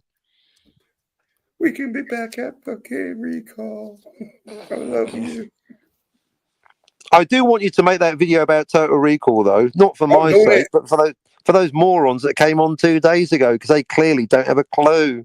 No, to be fair to fucking Ninja Bear, he backed us up because he said, in the book, the sleazy Demure brunette, did work as a model, sort of like at Recall, and that's why you see her fucking face when he's describing sleazy. That was actually some really, because he was trying to disagree with you. That the context was he was trying to insist that Total Recall was an implant, but in the middle of that, because then he was going, oh, well, if it's real, then how come Melania before he went to Recall? And then you were going, oh, and he went, because she worked as a model for Recall, which is weird because that's what I was thinking in my mind. Anyway, so he was actually arguing. Yeah, well, I did say, didn't I? Like, it could be because she works as a model. I didn't know. That's weird because that's what I was thinking. But that's a weird thing that he was arguing. Doppelganger. Or it could have been a doppelganger. Or a clone. Or a replicant. Yeah. Or a Cylon. Or a visitor from a parallel universe. Worked as a model. But that was that was actually that was the real complex derivative swap of information, because he was taking some bullshit, wrapping it up in some agreement, and then wrapping that up in some disagreement, because he was trying to tell you that Total Recall, the Arnie movie, not the book, or the Jessica Biel movie, Total Recall actually was an implant, where you, me, and DVB know that it wasn't an implant, and it did happen. It's basically a fucking documentary, Scotty. And this guy here, Ginger Ninja, was trying to tell you that it was an implant, and then he argued successfully that it was real. So he basically argued himself out of the box. But then that was actually bullshit, because he was quoting from the book. And that's how we got into the argument about transmedia canonical verisimilitude. Because it doesn't matter what happened in the book, because the book's the fucking book. Yeah, in the book of Blade Runner, Do Androids Dream of Electric Sheep, Philip K. Dick, Deckard was a human. Doesn't mean shit for the movie, Robert Meyer Burnett. So that's why the moment anyone refers to the book when they're talking about a film is immediately exposing themselves as a cinematically illiterate fucking moron. We're not talking about the book, Ginger Ninja. We're talking about the fucking... I mean, for a start, there's 2 films and a TV show. Anyway, on top of that, it's not a book, it's a short story, and it's called We Can Remember It For You Wholesale. It's not a book, it's a short story. But anyway, now we've got an answer for anyone that doesn't believe that Total Recall is a documentary when you're watching it, Scotty. That's a how come they got Melania's face at Recall? Well, because she's the fucking model, isn't she? Job done. It is not a dream. Thank you. Good night. Yeah, which is like, I'm gonna have to go into. I can't say I've got like about 21 fucking. Well, no, still 20, because as I said, there was fucking fucking explanation why. Yeah, she could have been the sleazy and demure brunette fucking at Recall without it being a Recall fucking trip. I mean, it's almost echoing the actual argument had by Hauser with the guy that's pretending to be the boss of Recall, isn't it? She's real because I dreamt her. She's real because you dreamt her. Can you hear yourself, Mr. Quaid? I'm thinking, yeah, that's perfectly logical. She's real because he dreamt her. Stop trying to make Quaid sound like a fool when he's actually Hauser. No wonder you got shot in the head, you dumb cunt. Not you, you're fine. So, yeah, she's real because he dreamt her. And apparently, actually, we don't, as always, we don't include information from the real world. But apparently, according to my dream research, your brain can't make up a face. You can only dream of a face that you've actually seen. So that actually makes sense for Total Recall. Yeah, she's real because he dreamt her. Yeah. But what I like about you, Jens, I do hate giving anyone a compliment to their face, but there we go, times are tough. What I respect about you, Jens, is that you're going to go, so basically you've crossed the line, you've gone deeper into it than the writers, because we've started theorizing about when they got married, and in fact we've now got a theory that they didn't have the budget for the wedding, so the wedding was CGI, but the wedding night and the sex was real. Well, I said, when I do my video, yeah, Laura, is it Laura or Lorraine? Lauren, something like that. Yeah, something like that. No, it's not Lorraine. I've got a net called the Sharon Stone character fucking tells him fucking when she thinks he's going to shoot her, because she sort of like tells him what's been happening. That's why I know they've been together for 6 weeks, because she says, like, I've never met you before.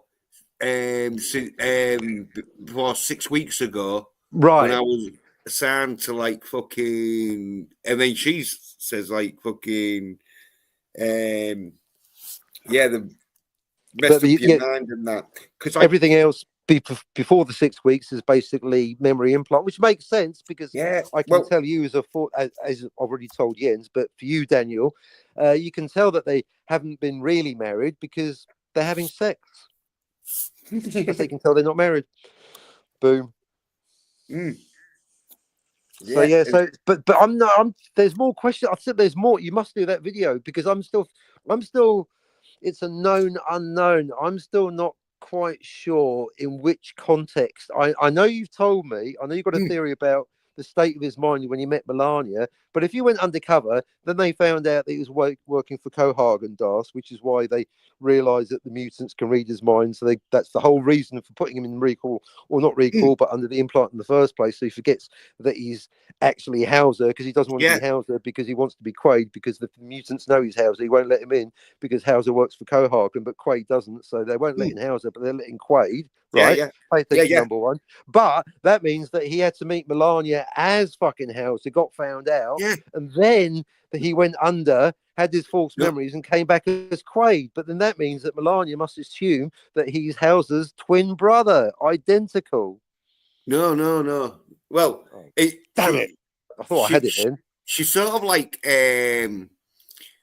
might think he's the twin brother because she's a bit suspicious, but because there was real close, you know what I mean? And that. Oh, you don't get much closer than being inside someone, Jens. Yeah. So after about a fucking minute or whatever, she realizes no, it is fucking Hauser, but he's being man fucked by fucking Cohagen. So she knows that it's actually Hauser, but she also knows that Hauser has become Quaid. This is the thing, right? She knows it's Hauser who's been man fucked to think he's fucking Quaid. But what she doesn't know is that Hauser is the one that man fucked himself. She thinks. Okay. So she knows. So when we see them in the movie, then Hauser thinks he's Quaid, but she knows that Quaid is Hauser. But she doesn't know that Hauser was Hauser when he met her. She thinks that Hauser thought he was Quaid, but he was Hauser. But now he thinks he's Quaid, but he's not. He's Hauser. Yeah. Well, she just simple thinks, if you think about it, folks. No, right? Because start again, right? You Daniel, you cunt! I was about to leave. Well, you're close. You're close. What it is all right. When Hauser realized that the mutants was fucking reading his mind, he fucked off. He fucked off because he knew it wasn't going to work. So she thinks, because you see this later in the film where she's like, where you didn't write call for fucking 6 months or whatever. Where have you been? That's just where you been? Yeah. Well, she thinks he's been captured. He got captured by fucking. Does she? Cohagen, but obviously he wasn't. He just went back to Cohagen and said, "Look, hi Cohagen, I've done some spying." Yeah, and that's when they do the plan for fucking Hauser to be Quaid. Right, because that's when Hauser says, "I know, I'll shag this bird," and for whatever reason, because we're undercover, and that's when he gets together with Laurie. Yeah, but obviously her boyfriend doesn't have much truck with that. Well, truck in the film, Laurie. Right? Yeah, they think there's a film. Richter thinks, and Sharon Stone and Laurie, they think that Quaid is a traitor. Right. Yeah, that's off the scale of probability, the Richter scale. Come on. Right, and that's why Richter's trying to fucking kill him, because he thinks, oh yeah, well, he's a traitor and he knows shit. It's not because he's been shagging his bird. Oh, and there's that, of course. Yeah, there's the fact that Richter's girlfriend getting shagged by Hauser. Well, there is that sort of like, oh yeah, well, I killed him because he's a traitor. Oh shit, I didn't know fucking he was on a secret mission. But now he's not shagging Sharon Stone. But at least his mate assured him that she wasn't enjoying every minute of it. And that made him feel better. Mm-hmm. Yeah, well, I'd say it's going to be a long, because there's so many fucking... Because once you know the storyline of fucking Total Recall, once you know the storyline, like, well, I'm doing it, I'm watching it back in that. There's so many things that fucking tell you, no, it's not a dream. That's what makes it a good story, because even if you don't get it the first time round on the rewatch, that is for me the mark of a good story. The rewatch value, you get the twist when it's a good twist. Sit Down, The Usual Suspects. You get a twist, and you watch it the second time and you go, oh yeah, there's the. That's why The Usual Suspects, just to bring it full circle and tie it up in a neat little bow tie with stripes. That's why The Usual Suspects is the worst piece of shit movie ever made, because there's no rewatch value. Because the second time round onwards, you're going, yeah, we're just watching a lie being told by a fictional character to another fictional character. It's bullshit all the way down. But yeah, with Total Recall, you're going, oh fucking yeah, look. That's not Quaid, it's fucking Hauser. Yeah. Well, another thing I know, right from the start, is when fucking Arnie wakes up and that from his dream, fucking Laurie, the Sharon Stone character, she's acting real concerned. And when you first watch that film, you think, well, she's just being a concerned. Why you think she's worried about another warning sign right there, folks. His wife gives a shit. Yeah, she's busy doing. She's off down the bingo, isn't she? Yeah. Oh yeah. Oh yeah. That's another reason. Yeah. Wife being concerned. Yeah. Totally fucking plant that. Your parents are already dead. Yeah. Well, most of the happy marriages are probably fucking where one of the spouses is a fucking spy and that, and has to like fucking put up with all their shit, you know. Well, you know, with happy marriages, people used to say to me, Captain, do you talk to your wife during sex? I said, yeah, if there's a phone handy. You know what I mean? Yeah. Well, anyway, I was saying, when you first watch that film, you're thinking, Sharon Stone's character is just being a concerned wife. But when you watch it and you know that she's a fucking undercover agent and that who's fucking been put as a plant to watch over, you see it real concerned as in she knows that them dreams are giving him memories that because she thinks he's a traitor, he's gonna fucking get his traitor fucking mind back. He's going to start thinking he's Quaid instead of Hauser. No, he's going to start thinking he's Hauser, but they think Hauser's a traitor. Oh, yeah, he's got to think he's Quaid. Oh, you got me there, Jens. Do you hear that, folks? Jens is onto it. I got it completely wrong there, Tony. Just now, just then, I got it wrong. But Jens, who's paying attention, set me straight. Not Quaid, you fucking idiots. Hauser. Brilliant. Yeah. And so when I do the video, which you better do, because I'm going to transcribe the entire thing and make it a chapter in my book and make all the money. Yeah.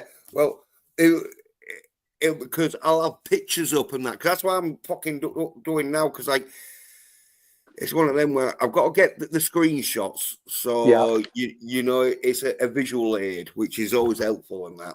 Get Brown Alliance. He's good at doing screenshots. Yeah, well, I can do them, but fucking get Brown to do it. He's not doing much. Yeah, no, but I can do it. He's good at screenshots. He really knows that pick a moment. Well, it's getting round to it, but fucking, I'm thinking about it more and that shit. So fucking, it's going to be one of them where when I do it, I want to do it so like. It's the final word on this. Like with my fucking Back to the Future one, where it's like, there we go, that's it. No more questions. Like your poster. Yeah. It's settled, 9 timelines, no one's disagreeing, no more questions, the debate is over. Yeah, it's like, look, that's what I think. If you don't think that, it's because you're a dumb cunt and you don't get it. Well, once you put the evidence out there, and of course, in the example of Total Recall, I think that's the one movie that you, me, and DVB agree on. I think all the other ones, there's a majority-minority report, but that's the only one that all three of us agree on so far. Yeah. No, this is great. Do you know what? This is actually a nice moment of like, oh, this is why I actually do enjoy going onto the Jens channel and having a chat, because I'm getting enthused about. Basically, the overall thing is, rather than moaning about new films that no one likes, I quite enjoy doing this, being one of the only channels where we go over old films that everyone does like until we understand why we like them. Because it actually, rather than getting me bored of the film after talking about the same film for 4 years and 19 others, I'm even more passionate about it. I, too, might have to watch Total Recall again. That's on 2 hours and 59 minutes. Yeah. As I say, it's one of them where I'm having to fucking get it, and it's where I fucking did them Daredevil thing, so I'm a bit fatigued on fucking taking screenshots, but Fair enough. but thingy though, as I say, I'm even more clear now because I've watched the first half of the film, so Yeah. I'm regurgitating that in the head, and as I just explained to you about the traitor shit, like I didn't Yep. fucking really know about that when I was like fucking, but I did know obviously, Quaid is a fucking mind fucking implant, a memory implant into Hauser. You know all that, but I didn't know exactly. On 3 hours. Yeah, but I'm gonna be doing so like fine tooth comb, as I say. Yeah, so it's inarguable. Yeah, and so I like that. It's not vague. Yeah, like all the evidence that I'm fucking putting forward and that I want it all fucking in one video, so I don't have to do another video about it. So, oh yeah, well, and there's this and all. You know what I mean? Absolutely. Well, you had Angry Whatever and Ginger Ninja spending an hour trying to convince you that Total Recall was a memory implant, and they're so dumb that they actually proved the opposite point. So yeah, no, you're golden. You're clear. Yeah, I think you're good to go. I think with that, they were trying to convince me it wasn't because they knew it was. If you know what I mean. Yeah. I know they're such dumb cunts. I can't work out what whatever they were trying, whether it being sarcastic, ironic, trolling, or get just to know dumb. them, innit? Yeah, it's like one of them things. Like, just don't know exactly what they was like fucking doing, but now we've met them. If they come back for more bullshit nonsense, then great. Yeah. Right, can we go now? It's 3 hours. Like, yeah. Let's wrap it up so we can talk about Tony a bit more backstage, and then we can all go home. Right, so cheers to Canadian Spider-Man. Cheers to Daniel's Hot Topics. Cheers to Dakota Falls. Cheers to Chris from the Real Review. And cheers, Spidey again. Cheers, me. Yeah, and cheers to Captain. Yay, and cheers, DVB on the re-rub. We love you, DVB. Yeah, cheers, DVB on the re-rub. Thanks for watching. And hi, Tony. Or in Cognito, or in fucking other, like someone else's fucking stream. But I'll be doing a stream next Tuesday and that. If not, one before, but I doubt it. See you next Tuesday. Yeah, it depends if the captain's got like some other problem or like some. Oh, I've always got a problem. I've always got something to iron out, talk about. Maybe tomorrow. Who knows? Some other topic that was discussed on the stream. But anyway, so yeah, thanks for watching. Cheers. Bye. Cheers.